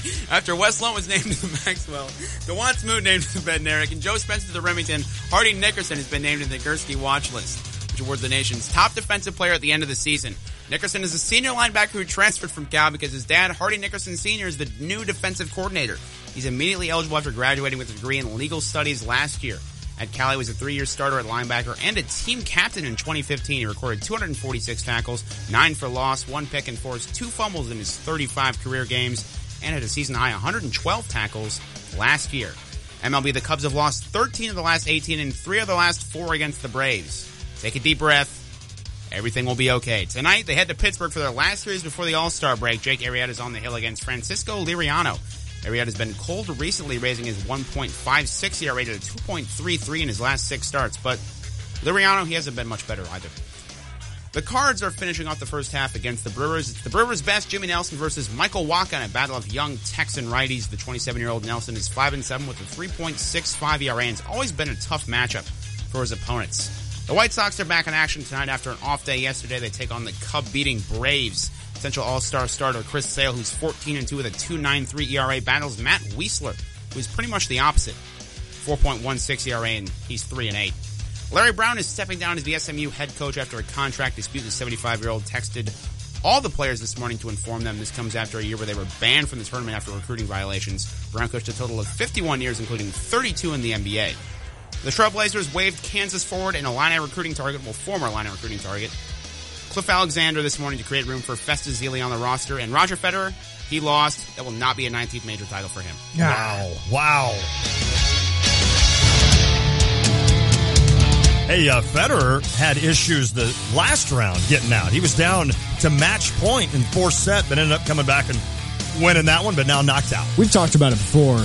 Golden era. Oh, it's unbelievable. For men's tennis. It really is. I mean, with those 3 guys at the top of it, it's been an amazing decade. Hey, let CMI's team of janitorial supply and equipment specialists serve your business. CMI is female-owned and operated, and they understand the importance of tailoring all products and services to fit the specific needs of your company. Call Betsy and Brad Parks today at 359-6262. That's 359-6262. And online at CMIclean.com. That's CMIclean.com. Okay. There are certain guys you cover that, yes, you are impartial, but you root for them to have success. And Malcolm Hill is one of those guys. Without a doubt, right? Nathan Shoehouse is one of those guys. There's plenty of them. So many of them the last couple of years that I've covered that you're just like, man, I wish that guy had more success. And you just hope Malcolm Hill gets to that NCAA tournament, has a big year. Amen. And has that pro career that I think he can have. Well, I think there's just some people in life in general that you meet that you just root for. You just pull for because they're genuinely a superhuman being. Yep. And Malcolm Hill seems to be that kid. I've met him for 45 minutes. And I'd be like, hey, you want to take Andrew and Lucas and go out eating dinner? Yeah. I mean, that's the kind of kid he is. And that's what's awesome about it. And he's a guy, let's be honest, is going to be one of the favorites for all Big Ten, for Big Ten Player of the Year. Yeah. He's got the ability to not only score at a high level, especially like he said, where he's comfortable at his 3 spot, but he's got the ability to go in and rebound at a high level, assists at a high level. He can do it all. And that should make Illini fans excited. There are a few guys in the Big Ten. I mean, obviously there's very talented freshmen coming in to Michigan State. Right. There are very few guys that I would start a team with. Sure. So even though like fantasy draft, you talk about stats, like I know Malcolm can do so much for me. Yes. And now you hope that everyone else stays healthy because he's got a great shooter next to him in Jalen Coleman-Lands. He actually has a couple point guards. Right. Hopefully with Tracy Abrams, hopefully staying healthy. That's another kid you root for. And then you got the big guys. Yeah. A bunch of them. Yep. Right? And he can play the 3 almost exclusively. Exactly. If Mike Thorne stays healthy, LaRon Black, Michael Finke, Mav Morgan, that might be the best post rotation in the Big Ten. Yes. And I think some Illini fans, and it all assumes health, but I think some Illini fans might overlook that could be the best post rotation in the Big Ten because Mike Thorne was one of the best Big Ten big men last year. Right. He's going to be this year if he's healthy. Mav Morgan proved himself as a Big Ten big man. Mm-hmm. LaRon Black, I thought was going to take a huge lead last year, and then he has that injury. Yeah. Michael Finke, you saw in the non-conference what he can be. Right. And now with a season under him, you feel like, okay, he'll take that next step. Oh, well, and the thing that's crazy to me and my thought is Malcolm, you just went through it all. Malcolm doesn't have to get as many rebounds this year if everybody's healthy. He doesn't have to do the assist thing if everybody's healthy. Doesn't have to run the point guard. He can score. And he scores at a high level already. I don't know what he averaged last year, 18, 19, whatever. I mean, that kid, if he needed to or wanted to. Now, I think he would even tell you, and he said it, he alluded to it when he scored 9 against UAB, and that was their best game of the year. He loved it. He loved it. That's a great sign. Yes. That's a great sign. He could score 26 a game or 28, well, not a game, but he could do that. He could score 30. He could over 20. Yeah, he could be over 20, but he might be at his best if he's at 18 and everybody else is right around doing their part as well. I think that's where Illinois is going to be really I was good. happy we could do that. Derek Burson helping us set that up because Malcolm wants to do this eventually, and I think it's good for him to get that experience. Weekly segment. Illini fans, he is so likable. Yep. And he is one of the best Illini ever. Yeah. It's just he needs to get to that tournament. He does. Right? He And does. it's not his fault that he hasn't. No. But, you hope he gets to that tournament so people will recognize how great he actually was. I'd be happy for him. I'd be happy for Tracy. Those would be two kids that I'd be very happy for if this team was able to make it. Coming up next hour, we got Drive Time. We'll also talk some Illini football. I've got a lot of questions. Lon worked really hard on the segment. Austin wrote the questions that I'm going to ask, and I like them. I'm going to ask them next. It's the Tay and J Show. I'm a hard worker. It seems like in every home, there's at least one room that's either too hot or too cold. Well, it doesn't have to be that way. Mitsubishi Electric has your comfort solution. Mitsubishi Electric cooling and heating systems are up to 40% more efficient with no ductwork and whisper quiet. Individual room control, giving you the freedom to find your perfect comfort level and save money too. Make your whole home comfortable again. See Lance Heating, Cooling, and Plumbing for your comfort solution and live better.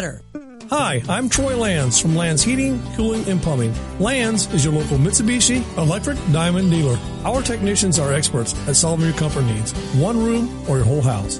Let us show you how a Mitsubishi Electric Heating and Cooling System can save you money now. Your comfort is our priority. Call Lands today at 1-800-AIR-REPAIR or find us online at landsinc.com.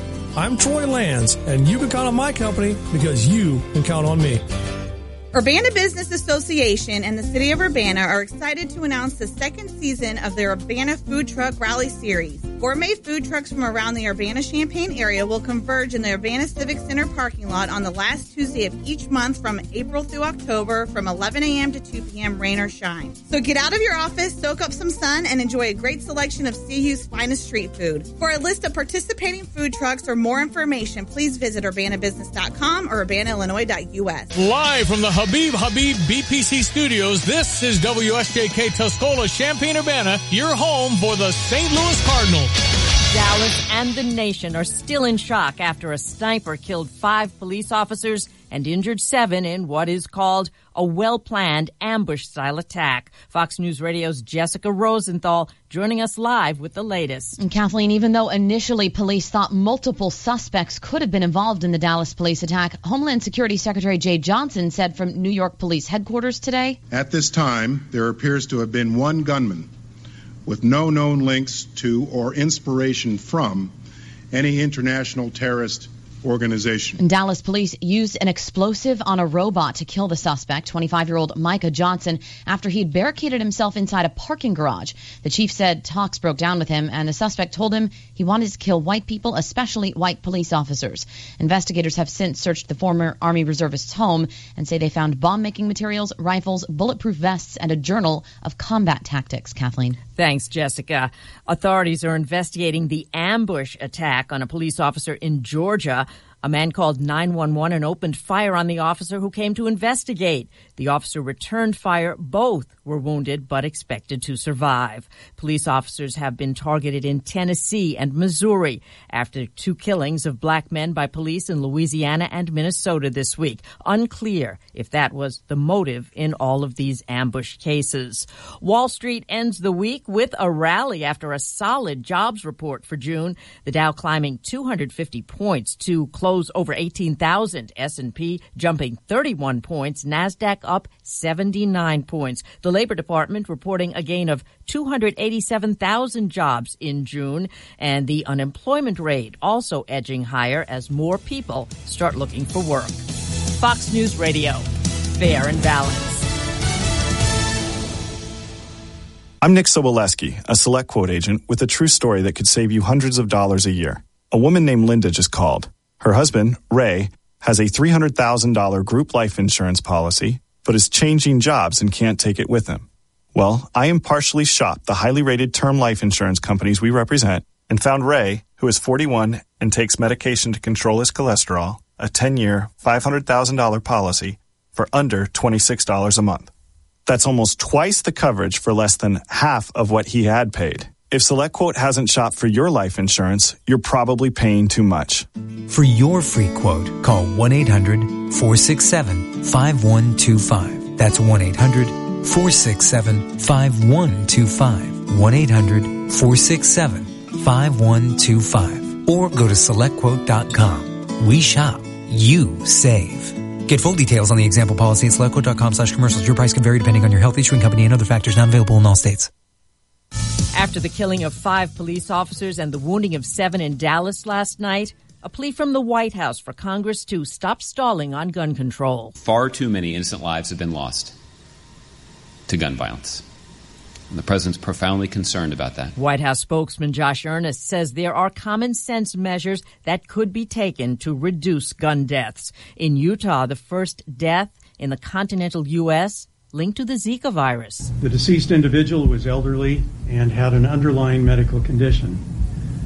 While this individual did test positive for Zika virus, the exact cause of death has not been determined, and it may not be possible to determine how the Zika infection contributed to the death. Gary Edwards of the Salt Lake County Health Department also says the person had traveled to countries where mosquitoes carry Zika.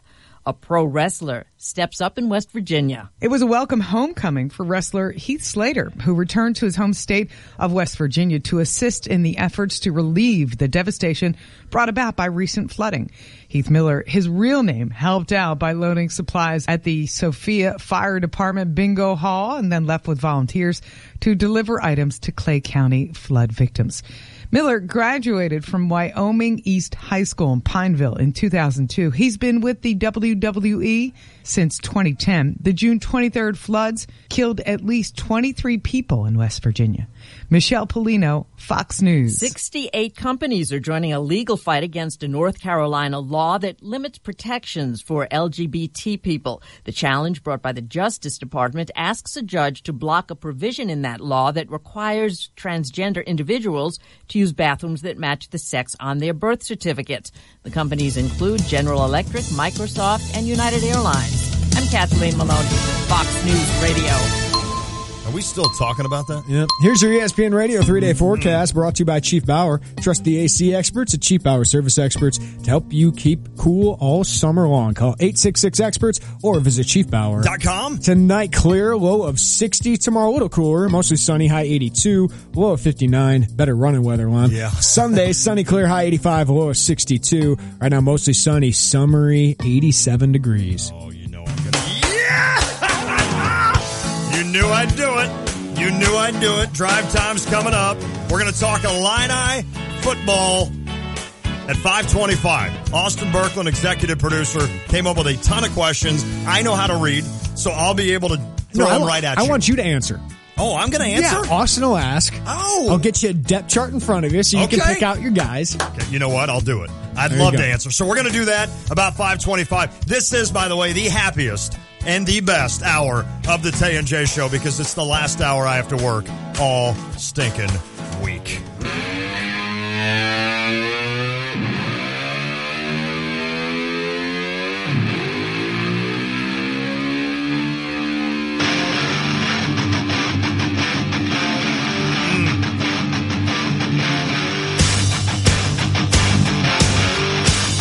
It is Drive Time, presented by Honda BMW Champaign. For new and used vehicles, stop by Honda BMW Champaign at the corner of Neal and Burwash and Savoy, or visit online at drivechampaign.com. Lon, as we'll recap the first 2 hours of the Tay and J Show.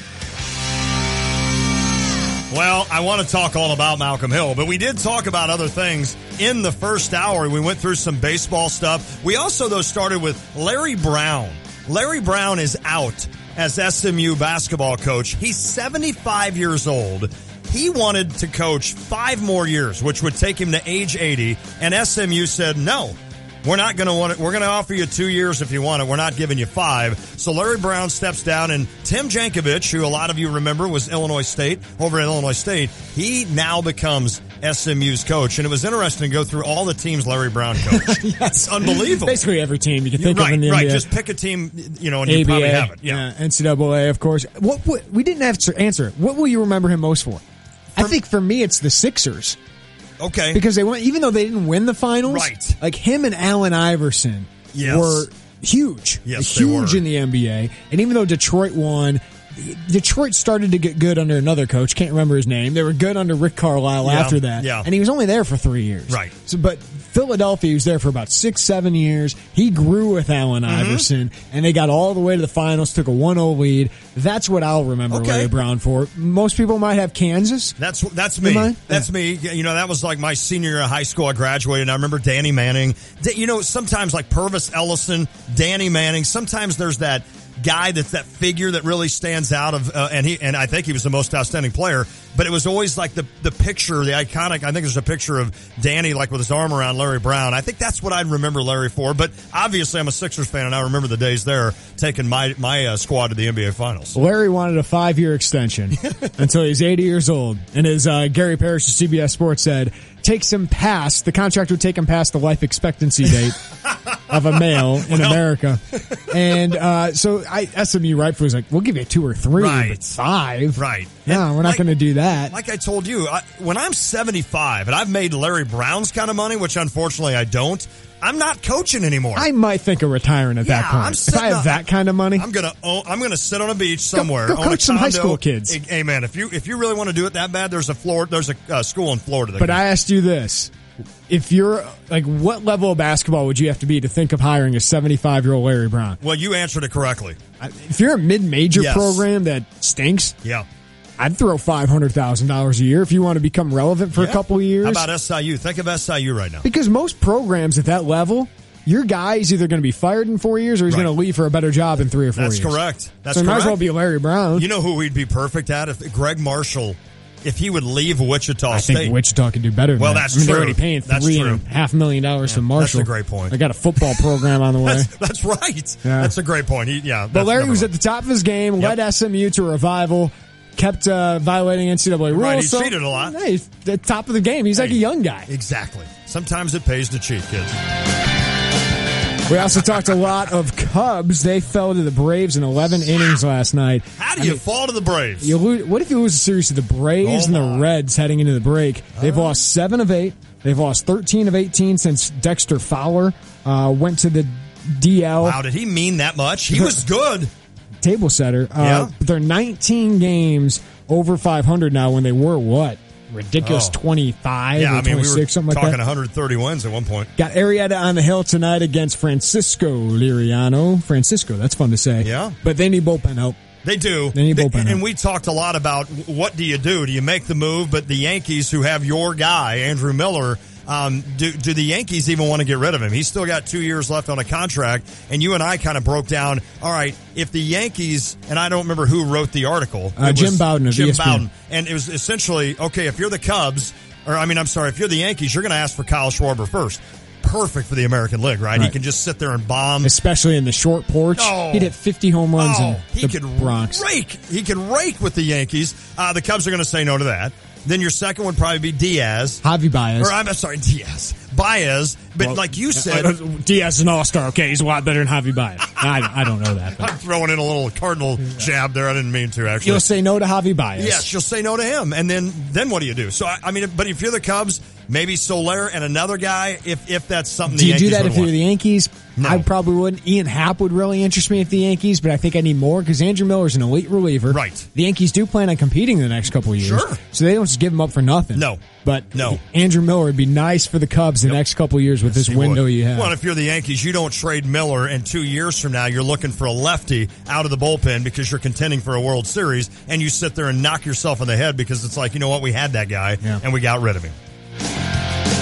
A couple of quick notes. Cliff Alexander waived by the Portland Trailblazers. How many Illini fans are happy today? Well, about that? you know, I always hate it for the young man. I do too. But you know what? I'm happy because Myers Leonard and Illinois, we won.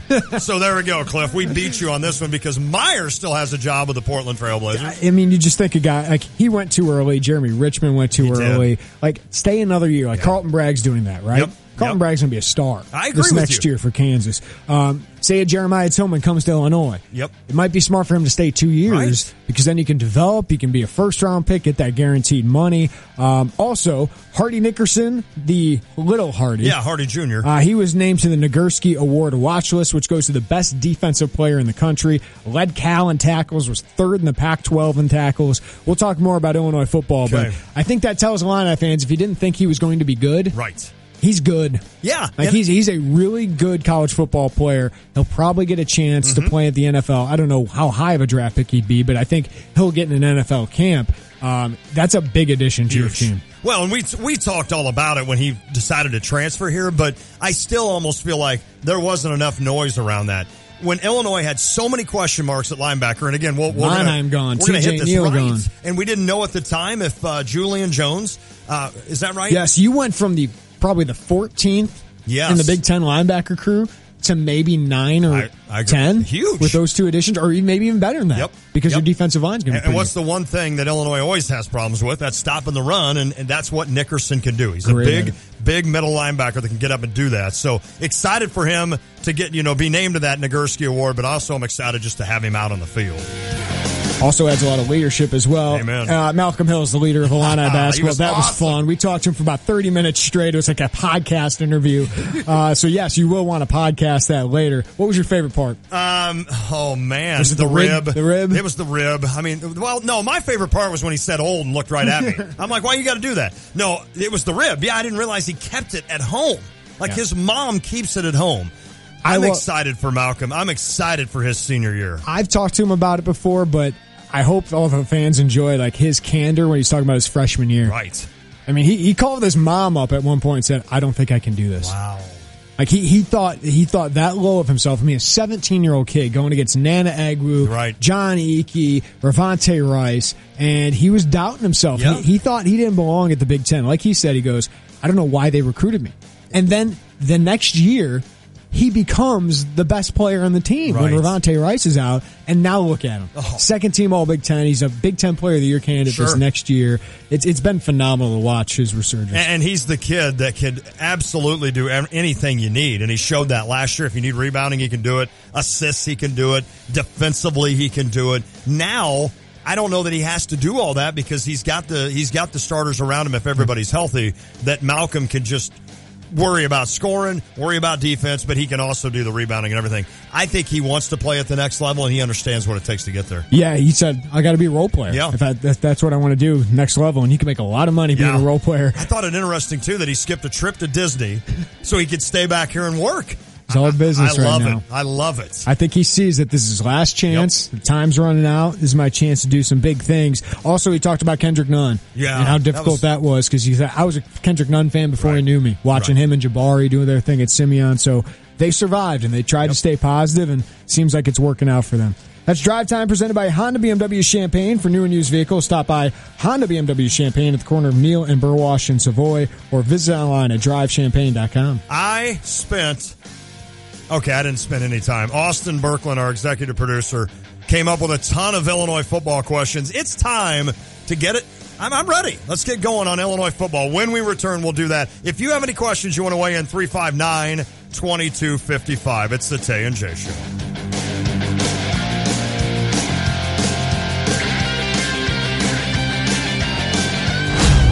ESPN Radio Sports Beat. Here's Sarah Spain. We were this close to a Williams sisters Wimbledon final. Serena did her part, defeating Elena Vesnina 6-2, 6-0 in just 48 minutes on Thursday. She had 11 aces among her 28 winners and lost only 3 points on her serve during the match. But Venus came up short in her bid, falling to Angelique Kerber 6-4, 6-4 in the second semifinal. It was Venus's first Grand Slam semifinal in 6 years, and her first semifinal at Wimbledon in 7. Now 36, the elder Williams sister said after her quarterfinal victory Tuesday, quote, "You can't always have this big moment. If you're Serena Williams, that happens a lot. But as Venus Williams, this is a big day." She's right. For Serena, a big day now is only a win in the final. And Serena admitted as much on Thursday. More on that after this. With just one swing, home runs can be the ultimate game changer. At T-Mobile, we know how to change the game for good. We've doubled our LTV coverage and now have the Home Run Derby covered too. Make your picks in T-Mobile's Home Run Derby Bracket Challenge at T-Mobile.com/MLB for a chance to win a trip for 4 to Game 1 of the World Series. T-Mobile, we're changing the game for good.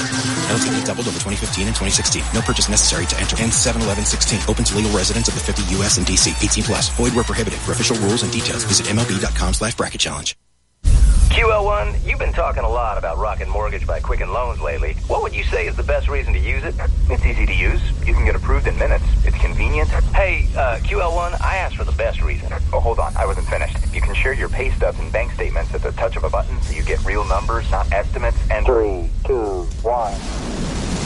Rocket Mortgage at QuickenLoans.com. Push button, get mortgage. Rocket. Equal housing lender. Licensed in all 50 states. NMLSConsumerAccess.org number 3030. Serena hasn't won a Grand Slam since Wimbledon last year, suffering defeats in the U.S. Open semifinal and Australian Open and French Open finals. On Thursday, she said reaching 3 Grand Slam finals in 1 year would be a wonderful accomplishment, quote, for anyone else in this whole planet. For me, it's not enough, but I think that's what makes me different. That's what makes me Serena. Serena's still seeking her 22nd Grand Slam singles title, a mark that would match Steffi Graf's Open-era record. While Serena's in a bit of a drought, her opponent, Kerber, won her very first Grand Slam title in January with a win over Serena in the Aussie Open final.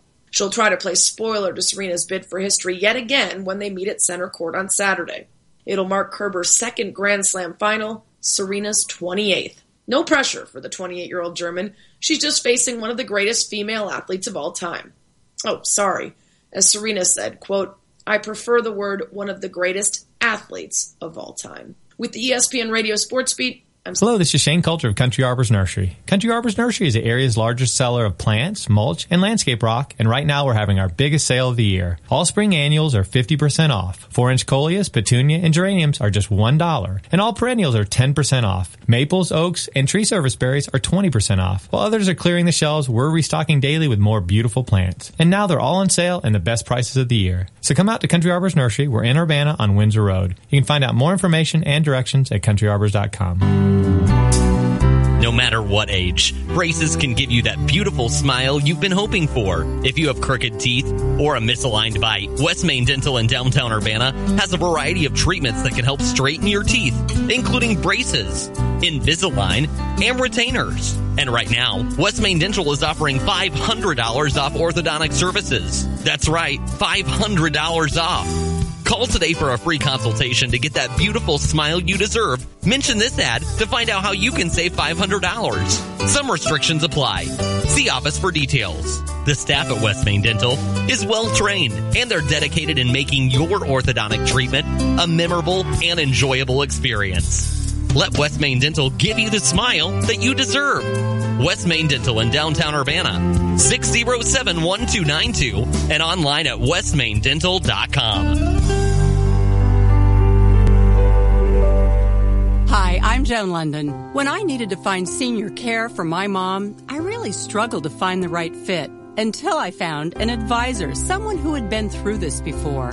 That's why I recommend A Place for Mom, the nation's largest senior living referral service. They have experts who will help you ask the right questions and find the right place.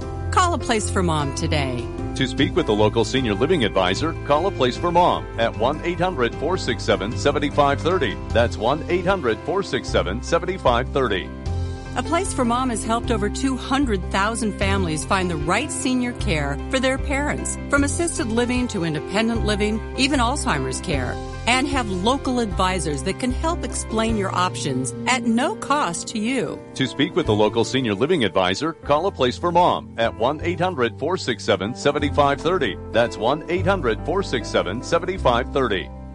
Call today. Check out the new Honda BMW of Champaign, formerly Twin City Honda BMW and still located in Savoy. These guys are crazy for used vehicles. Truckloads of pre-owned vehicles, 25 to 50% off the price of a similar new model. And not just Hondas and BMWs, cars, pickup trucks, and SUVs of all makes. Financing options on used cars as low as 1.9%. Just drive by Honda BMW of Champaign and you'll see from the street that this is a new dealership. Honda BMW of Champaign, online at drivechampaign.com.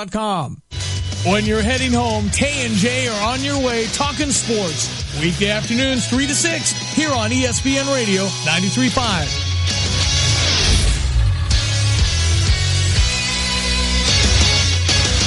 It's time for the update. More preseason award watch list for the Illini after Wes Lunt was named to the Maxwell, DeJuan Smoot to the Bednarik, and Joe Spencer to the Remington. Hardy Nickerson Jr. has been named to the Nagurski watch list, which awards the nation's top defensive player at the end of the season. Nickerson is a senior linebacker who transferred from Cal because his dad, Hardy Nickerson Sr., is the new D coordinator. He's immediately eligible after graduating with a degree in legal studies last year. At Cal, he was a 3-year starter at linebacker and a team captain in 2015. He recorded 246 tackles, 9 for loss, 1 pick, and forced 2 fumbles in his 35 career games and had a team-high 112 tackles last year. MLB, the Cubs have lost 13 of the last 18 and 3 of the last 4 against the Braves. Take a deep breath. Everything will be okay. Tonight, they head to Pittsburgh for their last series before the All-Star break. Jake Arrieta is on the hill against Francisco Liriano. Arrieta's been cold recently, raising his 1.56 ERA to 2.33 in his last 6 starts. But Liriano, he hasn't been much better. The Cards are finishing off the first half against the Brewers at the Brewers' best, Jimmy Nelson versus Michael Wacha in a battle of young Texan righties. The 27-year-old Nelson is 5-7 with a 3.65 ERA and is always a tough matchup for his opponents.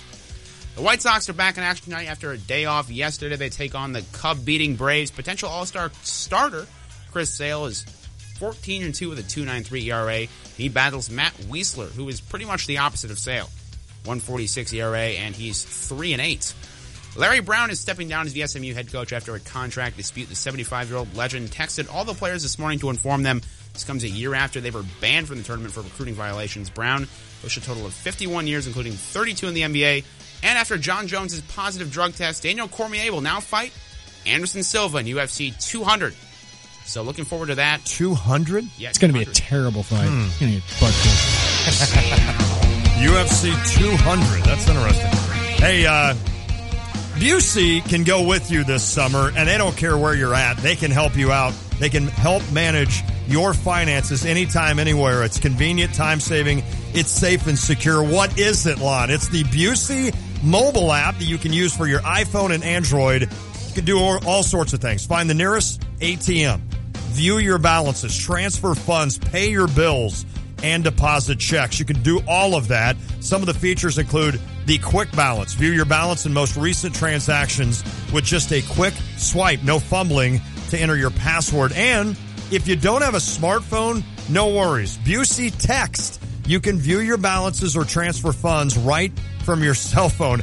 I know I'm 45. This scares me to even think about, but this is possible, and Busey makes it safe and secure. Busey keeps you connected to your accounts no matter your destination. Download the Busey mobile app today or visit Busey.com for a complete look at their mobile and online banking services. Yeah! Oh, wait. It's teasing. Oh, man. Hold on a second. And it's not your fault. Oh, man. Right. It's been Carp's fault. Let's play this. With all his, it's Carp's fault. All his shows and stuff, I vacations. asked you, I'm like, so Carp's going to be here Friday. I'm going to do Friday 5 at 5. And you're like, no, he's on some whatever. Some dude's having a party or something. I don't know. You talked about my got work. Like friends and stuff. Yeah, what is that? Who does that? I mean, he's like changing in front of our eyes. I know. He's grown into a man. He's evolving. He's got a lady in his life. I know. I didn't know if Can we talk about this for a second? I didn't know if we were supposed to say No, that. can we talk about it? He's not here, so we can talk about it. Oh, absolutely. Carp's getting like married soon. I know he is. I never thought that was going to happen. No, you and I have talked at length about Mike Carpenter. Because he's very picky. Yes. Like if you notice anything about Carp. Yes. He's a very picky guy. I haven't met her yet. You've met her, right? He found a great one. I mean, he found a great one, and I think didn't screw it up. Right. Yeah, Still got correct. time to screw it up. Well, you know, it's Carp. Can you imagine if the girl he dated said, "Who's Dave Matthews Band?" I mean, he'd be like, "Okay, it's nice to meet you." He's just very particular about things. He is. And I think that drives me crazy sometimes. Right. But if you're chill, you kind of need that in your life. So and he took his time. He's what is he? 29. You should wait for the right person. Absolutely. Like some people rush to get married. Like I got married early because I found the right person. Correct. Like don't get married because everyone else is doing it. Because then you're going to pay for it for a lifetime if you do stuff like that. Yeah, but no, happy for Cart, but again, he's not here because his work ethic stinks. Yeah, that's right. That's right. He's prioritizing like his life over the 5 at 5. I mean, whatever, Cart. Priorities. Hashtag new commissioner. All right. We are going to talk some Illini football. Lon was all excited. He goes, I want to talk some Illini football. Yes. So I said, Lon, make a segment. And what'd you do, Lon? I did not make a segment. I did what I normally do, and I forgot all about it. Good thing we have a backup plan. Yes. And that backup plan is our producer, Austin Burke. You're like a server. Have you ever thought of that? You're like a server for a computer. You're our backup plan. Does that make sense? Is that what a server does? No. Oh, then never mind. You're a backup server? Is that I don't know. See, I'm even trying to know IT. I think I might be a hard drive, maybe. Maybe you're a hard drive. Backup hard drive. I don't know. I need help with my IT. You're like a backup generator? Is that maybe what he is? Yeah, I mean, you're just the guy we can rely on if I don't come through, which is all the time. Okay. 99%. Once in a while, I do a hockey minute. Every once in a while. Very scarce. But there are probably, in a week where I need a hockey minute, probably 3 of the days Jeremy asks me to do a hockey minute. And finally by Thursday, I'm like, hey, I did a hockey minute. And I left it at the office. Exactly. And then Betsy has to fax it to me or email it to me. It's a pain. It's a process for Lon. It's not easy getting old, kids. But Austin put together a great segment for us to talk some Illini football. We'll do it with the offense and defense. Sweet. His questions are this segment, and then we'll do some of the other topics you got in the next segment. So hit it with us, Austin. What do we got? All right, do you want to play some football music, Lon? Yeah, we could. Let's do that. Look at that. He's producing already. I know. Here we go. I mean, you want to just come hit the button, too? do everything? I might as well. I was going to say, if anybody wants to text in a question, we're not opposed to that, although Austin has tons of them. 359-2255. All right, guys, the first question. Who is the breakout player on offense this season? I mean, it's too easy to say Keyshawn Vaughn. You could say Keyshawn. But I'm not. I think Wes Lunt's going to have a big year. Is it a breakout? Well, that's true. That's not really. That's not answering that question correctly. That's just. Do you think he's going to be an MVP? Wes Lunt is? I think Wes Lunt's going to have a huge senior year. I really feel that way. Breakout season on the offense. Keyshawn's the easy answer. It is the easy one, and I don't want to go with it. It's too easy. If you don't go with it, I'll go with it. Well, let me think. I think the guy I was going to go with is Malik Turner. Well, that or Sam Mays. Okay. I think Sam Mays, and when I say breakout, I'm not sure that Sam is going to go out and catch 60 balls, but if he can get you 30, that'd be huge for this team. So I'm going Sam Mays as a breakout. Kind of had Malik Turner's last year. Exactly. Right? Exactly. But Malik Turner, I think he showed flashes. He started the season so bad. Yes, he did. What do you have? 2 catches in the first 3 games or something like that. And you're like, this kid might not get it. And Sam Mays and he kind of have similarities when it comes to that. They don't have a lot of confidence. Right. But Malik really started to build confidence late in the season. I think at the beginning of the year, he thought there was a lot on him because Mikey was out. Right. And Gmo was huge. I think he got kind of lost in the shuffle, but Gmo kind of faded down the stretch. Malik Turner stepped up. He's a great run blocker. He's physical. He's athletic. He's one of the best athletes on the team. You're talking Malik here. Malik Turner, and he's 6'3", about 205 pounds. Wow. I think he shows that he can be a number 1 receiver at times. They need him to be this year. Yeah. You need him to get 50-something catches, 700-something yards, and a lot of touchdowns. You remember when and help in the run game a lot. Well, right, and that's key. Blocking for Keyshawn on the outside. You remember when 6'3" was tall for a receiver? Yeah. I mean, back when I was young. Yeah. Now, if you're not 6'8", you're like, whatever. Austin. All right, the next question. What is the starting O-line on opening kickoff, in your opinion? And are they big enough for Big Ten defenses? The first question, I don't think they're quite there yet. Okay. I think next year is going to still be a battle because you lose a couple guys.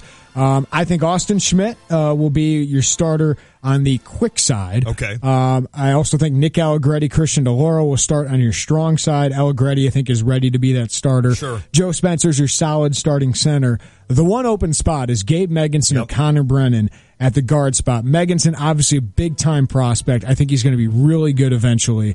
Connor Brennan, though, is kind of this year's Chris Bowles. Exactly. And Gabe Megginson's kind of last year's Nick Allegretti. I think Allegretti's going to have a good career. Yep. I think Megginson could have a great career.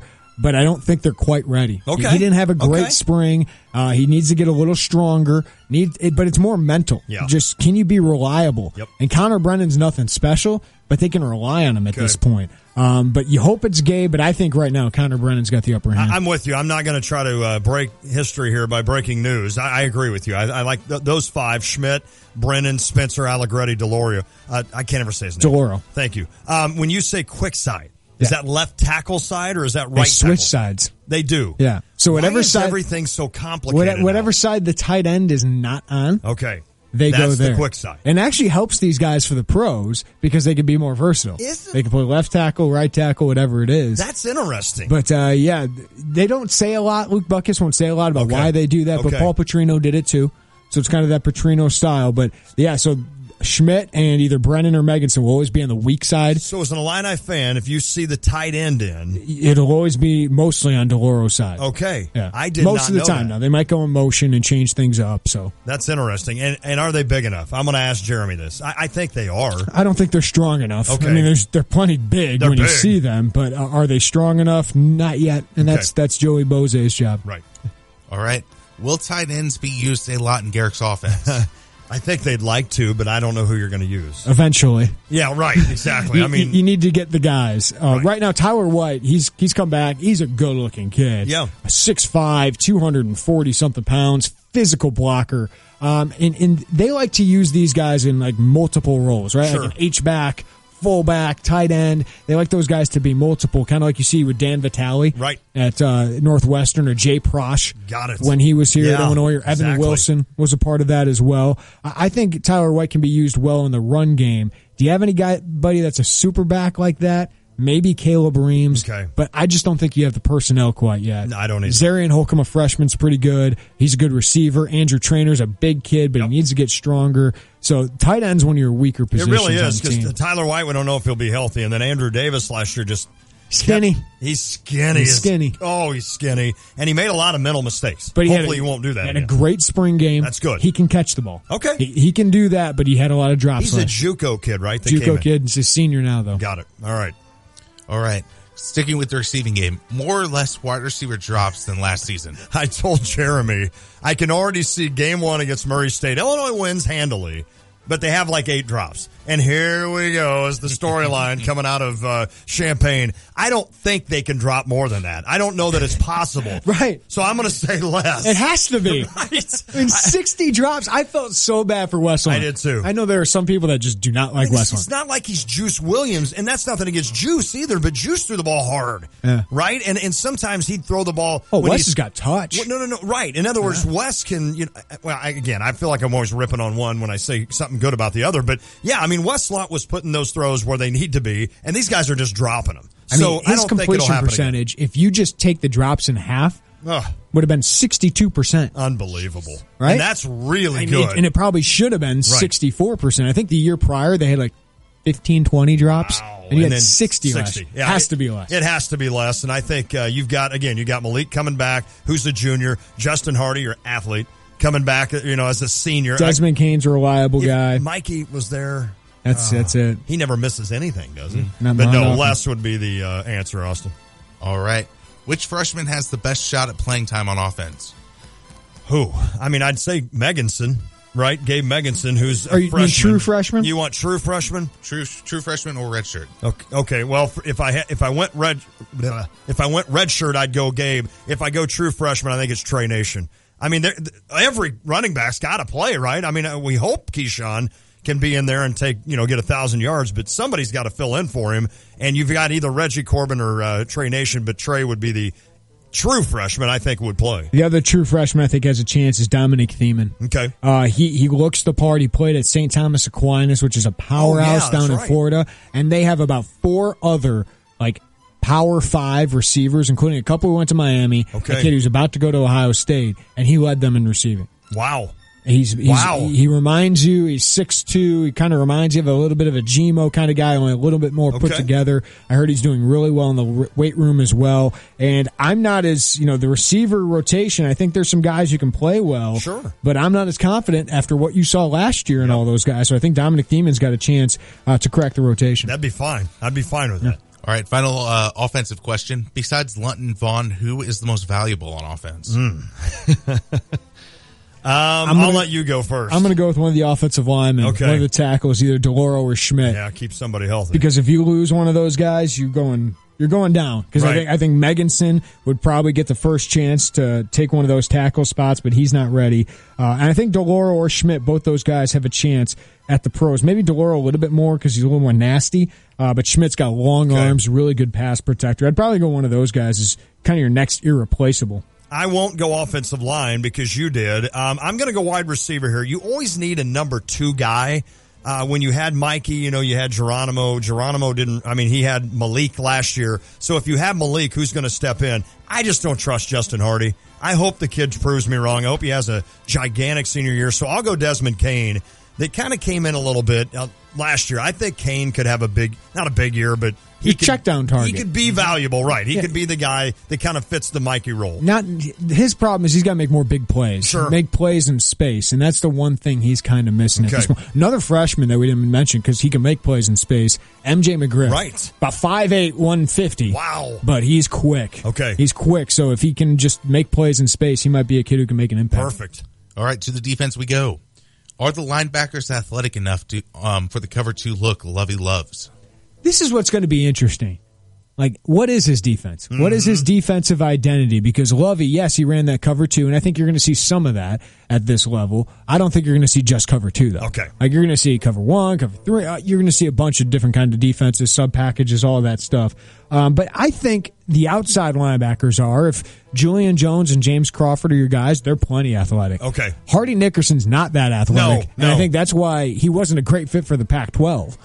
Because that's spread them out, throw it all over the field. Big Ten, it's more run-heavy offense, especially in the West. So that's why I think Hardy's a better fit here than he was out in Cal. I don't mean to do this, but everything you just said, and I'm serious. So I'm just going to echo Jeremy's thoughts on that and say that They wouldn't have been if you didn't get Julian Jones and Hardy Nickerson. Who did they lose? Who left for Auburn? Or not? TJ Neal. Oh, yeah, TJ Neal. I forgot about that. Okay. All right. Forgot his name, Where does this D-line rank in the Big Ten? Oh, wow.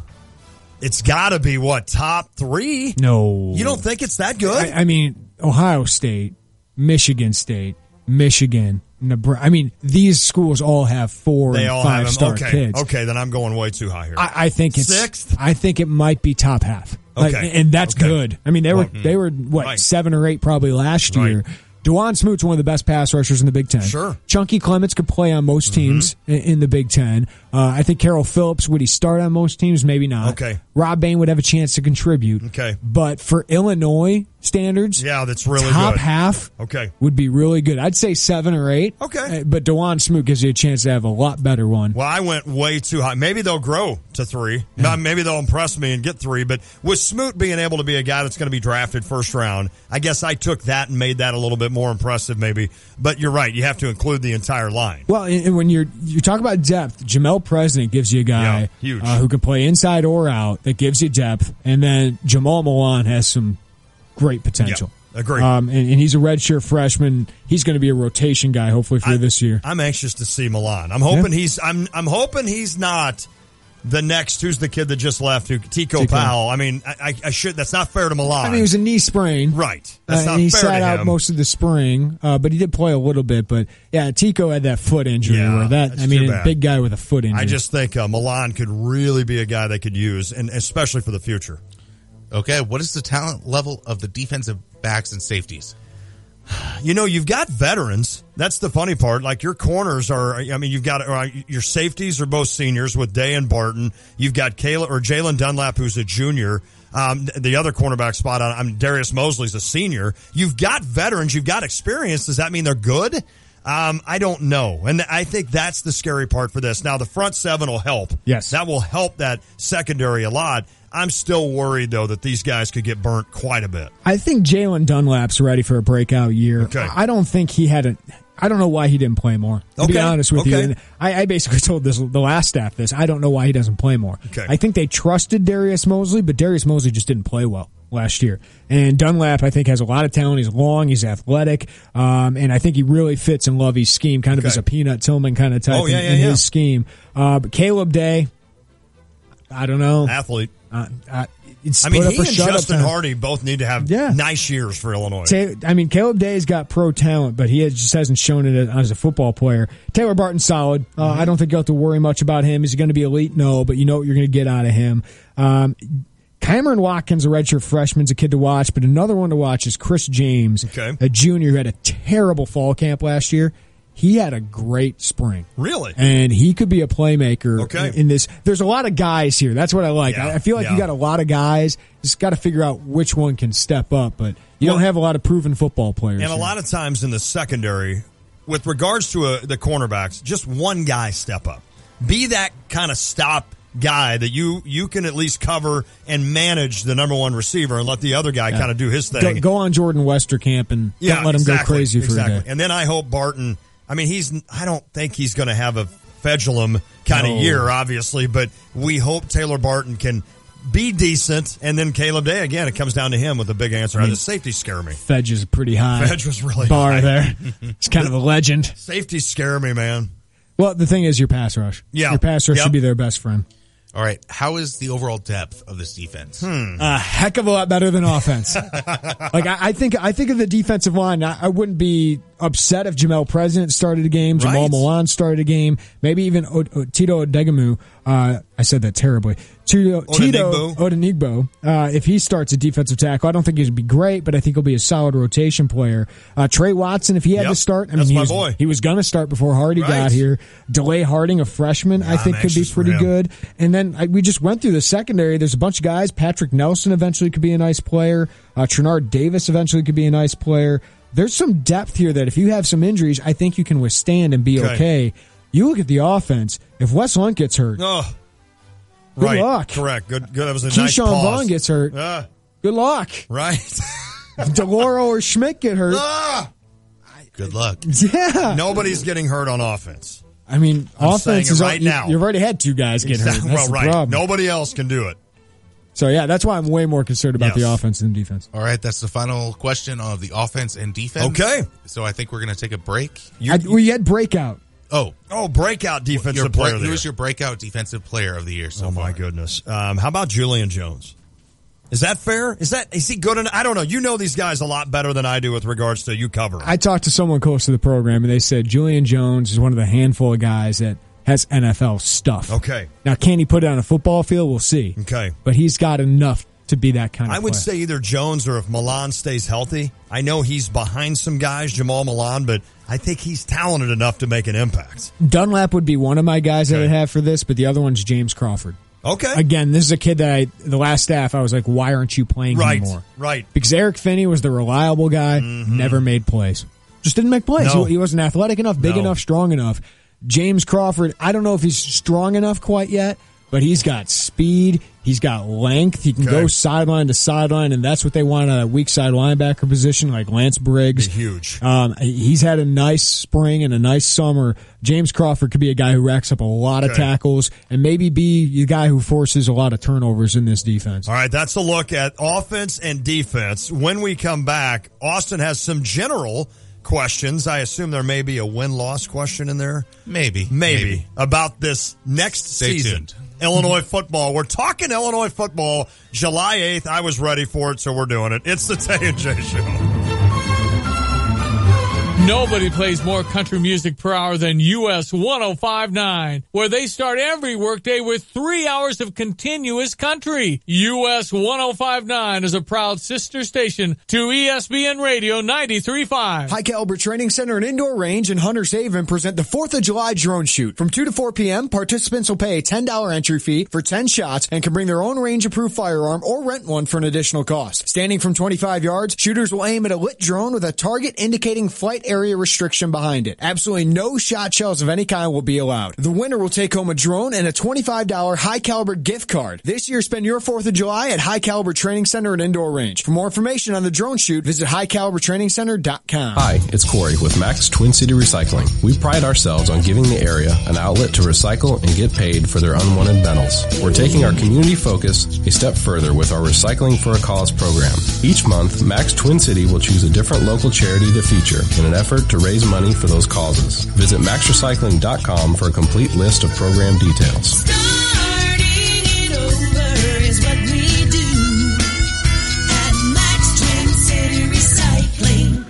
Hey, this is Brad again with Kramer Siding and Window Company, and it won't be long before you'll be getting back up on those shaky ladders, risking your neck cleaning out those mucky, yucky gutters. So if you never want to clean your gutters again, that's right, guaranteed never clean your gutters again, call us right now for the Gutter Helmet. We're running 15% off the Gutter Helmet, plus we have 0% financing for 18 months. Be sure to stop in our beautiful showroom on Country Fair Drive or give us a call for the Gutter Helmet.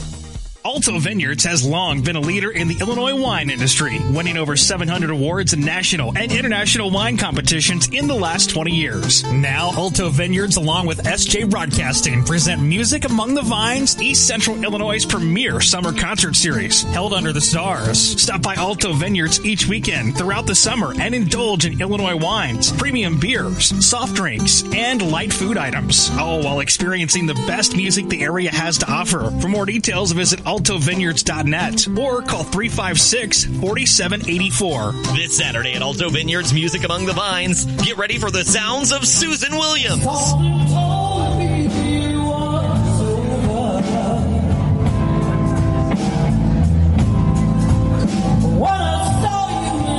Susan Williams, live at Alto Vineyards Music Among the Vines at 7:30 this Saturday. More at altovineyards.net. Bunny's Tavern, the best-kept secret in downtown Urbana since 1936. Come enjoy $13.50 mix and match domestic buckets 7 days a week. Enjoy Bunny's 10 big-screen TVs, whether you're inside or enjoying the summer weather. On Fridays, enjoy a dry battered or grilled cod sandwich all day and all night. With delicious daily lunch and dinner specials, Bunny's Tavern may not stay a secret for long. Come check out what people in Champaign-Urbana have been whispering about for over 75 years. Bunny's Tavern. You had a dream of opening your business, and you took a risk to build it. At Busey, we understand your goals and dreams continue to evolve as you position your business for growth, look towards retirement, and plan for future generations. Achieve your dreams. Busey is here to help. Visit Busey.com or stop by one of our many convenient locations for solutions to your banking and wealth management needs. Busey, your dream, our promise. Member FDIC, Equal Housing Lender. It's the ultimate engagement. It's Tay and J's Take an E contest powered by Christopher & Company in downtown Champaign. Listen to me and Jeremy weekday afternoons between 3 and 6. When we open the phone lines, call us at 359-2255. Answer a series of questions and we'll enter you for a chance to win an engagement ring and the ultimate engagement. Then we'll let our audience vote on who should win. Get a full list of rules and details at ESPNCU.com today. Hi, it's Stevie J. Start your day with me along with Diane Ducey, weekday morning 7 to 9, here on ESPN Radio 93.5. Everybody scream real quick. Well, not us. All right, it's the Tay and J Show. I always love the looks that Austin Berkland gives me during a show. Lante, Jeremy Warner. We're talking some Illini football because Lon wanted to talk some Illini football, so he created... Oh, no, he didn't. Oh, no, wait, no. Austin Berkland created a segment. It's been great, and we have some more bigger picture questions, but I think another question that we always overlook. Okay. This part of football. And Austin, go ahead, man. All right. The first one is, how will special teams look? How is the kick team and punt team? Good question. Hasn't been good for a while, right? The pause by Jeremy and I both reflect our worry. Yeah. Do we have a kicker and punter on the roster, Jeremy? You got two scholarship guys. David Reisner's the senior, the highlighted shoe. He kept Tim Beckman's career alive. Forgot about that. Against Penn State about a year and a half ago. Thanks a lot, Risey. James McCourt, your freshman He's the kicker. Irish. Is he Irish? Yeah, top of the day. I think he's Irish. Wait, is that? And then Ryan Frayne, your senior punter, are all coming back. I'm all right with Ryan Frayne. I mean, I through the years, I've seen that when a kid gets to be a senior punter, they're usually quality. Yeah. So I'm all right there. I'm scared to death of our kicking. It hasn't been good. No, it hasn't, and it's so inconsistent. Yeah, and then return game, with Mikey Dudek out, we'll see who steps up. I mean, Mosley's done it in the past. Caleb Day can do it. MJ McGriff, the freshman. Not fast, is he? He's okay, but not that fast. Is he just sure-handed? He's shifty. He can be shifty as a punt returner. But MJ McGriff, I mean, Cubic kind of recruited him to do part of that, so we'll see. Okay, there you go. All right, let's go with a game-by-game prediction. Holy smoke. For the schedule. All right, let's go quick. Okay. All right, Murray State, Win. win or loss? Win. North Carolina. Win. Western. I'll go loss. Okay. Ooh. Western Michigan. Win. Eke out a win. Yeah, right. We have an off week before Nebraska. We win that one. Are you 4-0? Well, I'm at the off week. Oh, you mean at Nebraska? Yeah. No, we lose that one. You're 3-1. At Rutgers. Win. 4-1. At Michigan. It's funny how we say that so quick about Loss. Rutgers. Yeah, that's I got 3-3. So I'm 4-2. Minnesota homecoming. Oh, that's a big one. We win it. We win that. That's a big one. I'll go win. 5-2. Michigan State at home. Loss. 5-3. At Camp Randall against Wisconsin. 5-4. Loss. I got 4-5. Iowa at home. Loss. I got 4-6. At Northwest. Whoa. Win. At Northwestern. 6-4. I'm going to win. 5-7. 7-6. 4. Win there. All right. 7-4. Am I missing a game? We're missing a game. I'm missing a game. I got 5-6. Okay. We're missing Purdue. That's Purdue, a win. Yeah. That's a win. I've got them winning 8 games. That can't happen. That can't happen. I got them 6-6. Now, do you have them in the Big Ten championship? Right. Obviously. Oh, my goodness. What game would I not? I got to change one of those. I had them winning 7 games. I've got them 7-5. You beat them. You had them beating Iowa. You had them beating At Nebraska. No, it was right after Iowa. What was the game right after Iowa? The game right after Iowa at Northwestern. Yeah, I say we lose that one. Okay. We'll be 7-5. I got 6-6. Okay. But hey, 2 bowl eligible. Right. That'd be huge. Right. there. That would be huge for that. Okay. What is the floor and ceiling of these teams? I'll go. I think I maybe hit the ceiling with 7 wins. I'll go 8. I'll go 8. I'll say they. If everything goes right, I'll go 8. I could see 8. Okay. Everything goes wrong, I could see 3. 3 or 4. Yeah, if injuries happen, that's true. To the right guys or the wrong guys, I could see 3. Well, and we've already had one. Yes. The biggest wrong guy, I guess, minus Wes. All right, what do you guys think are the most important games on the schedule? It's not even close to me. It's North Carolina, the second game. I think that game is huge. Number Confidence. one, you're going to beat Murray State. You're going to be at home at night against North Carolina. This fan base is going to be electric. That night is going to be electric, minus a Tim Beckman tsunami that comes in again. And I think if you win that night, I really think this fan base is going to be fired up. So for me, the most important game on that schedule is that. My second is Iowa at home. I'm going Rutgers on the road. Okay, that's fair. Because that's a team that I don't think is any more talented than you, and you need a road win. Yes, I agree. That's you a need good a call. road win, and I think that Northwestern is really probably your only chances to do it.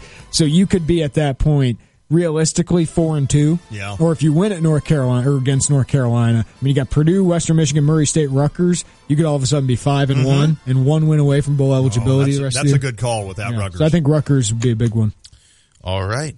And this one's for you, Jeremy. Do you have any Whoa. Am I just chop liver over And then you can respond. Oh, I'm totally kidding because I just looked at the question. Do you have any tidbits or buzz on to the 2017 recruiting class? Yeah, this is going to be a big month ahead where they try to get some visitors. Okay. They're trying to get some of their top guys on campus. They have about 10 guys that are really focused on, like, let's try and get these kids before the season. Because most after that, it's going to be about winning games and building some, momentum and selling what they have done on the field. Because there's only so much selling of hope you can do, and then you got to start showing results. But the 2 biggest kids you're watching, I've said these kids' names over and over again, but the 2 in-state guys on defense, Micah Watering out of Marist. He's a linebacker that would fit this scheme so well, and if they got him and Mondes here, they'd feel pretty good about linebacker, and they could close that up for the class, basically. Sweet. But Larry Oladipo's the other kid, defensive end.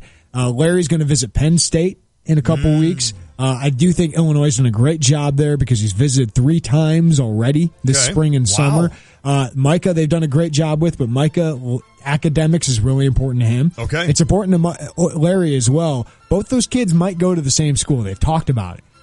And that'd be a win-win. And they're both visiting Duke later this month. Okay. I think Duke's the only other place they could go together. Okay. I don't think they're definitely going to go together. Got it. But I feel a little bit more confident about Larry Oladipo than Micah Watering at this point. But I think Illinois is doing pretty well with both of them. It's just at this point you got to close. Yeah. You got to close. Yeah, that's true.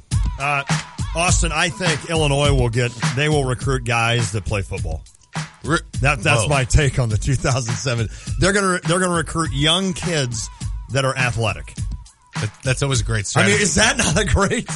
Should I not be the lead recruiter? I mean, they're getting after those athletes, those ATHs. No, please, no more of those. Although they've already done, haven't they done? They've already gotten one kid that's hashtag athlete, right? Yes, they do. They do. Yeah. They already do. Smith. No, that was a great job of breaking that down. Austin, thanks for the questions. No problem. Well done. Great segment, Lon. Yeah, thank you. I really showed up, especially that last question. Got the interns making fun of you already? I'm used to it. It doesn't even bother me. Hey, thanks to our one guest today, and it was awesome. A great conversation with Malcolm Hill. He joined us in studio. Go podcast that, ESPNCU.com, or you can find him on iTunes. Just search Tay and J Show. Everybody have a great weekend. Fantastic. We'll see everybody Monday. It is the Tay and J Show.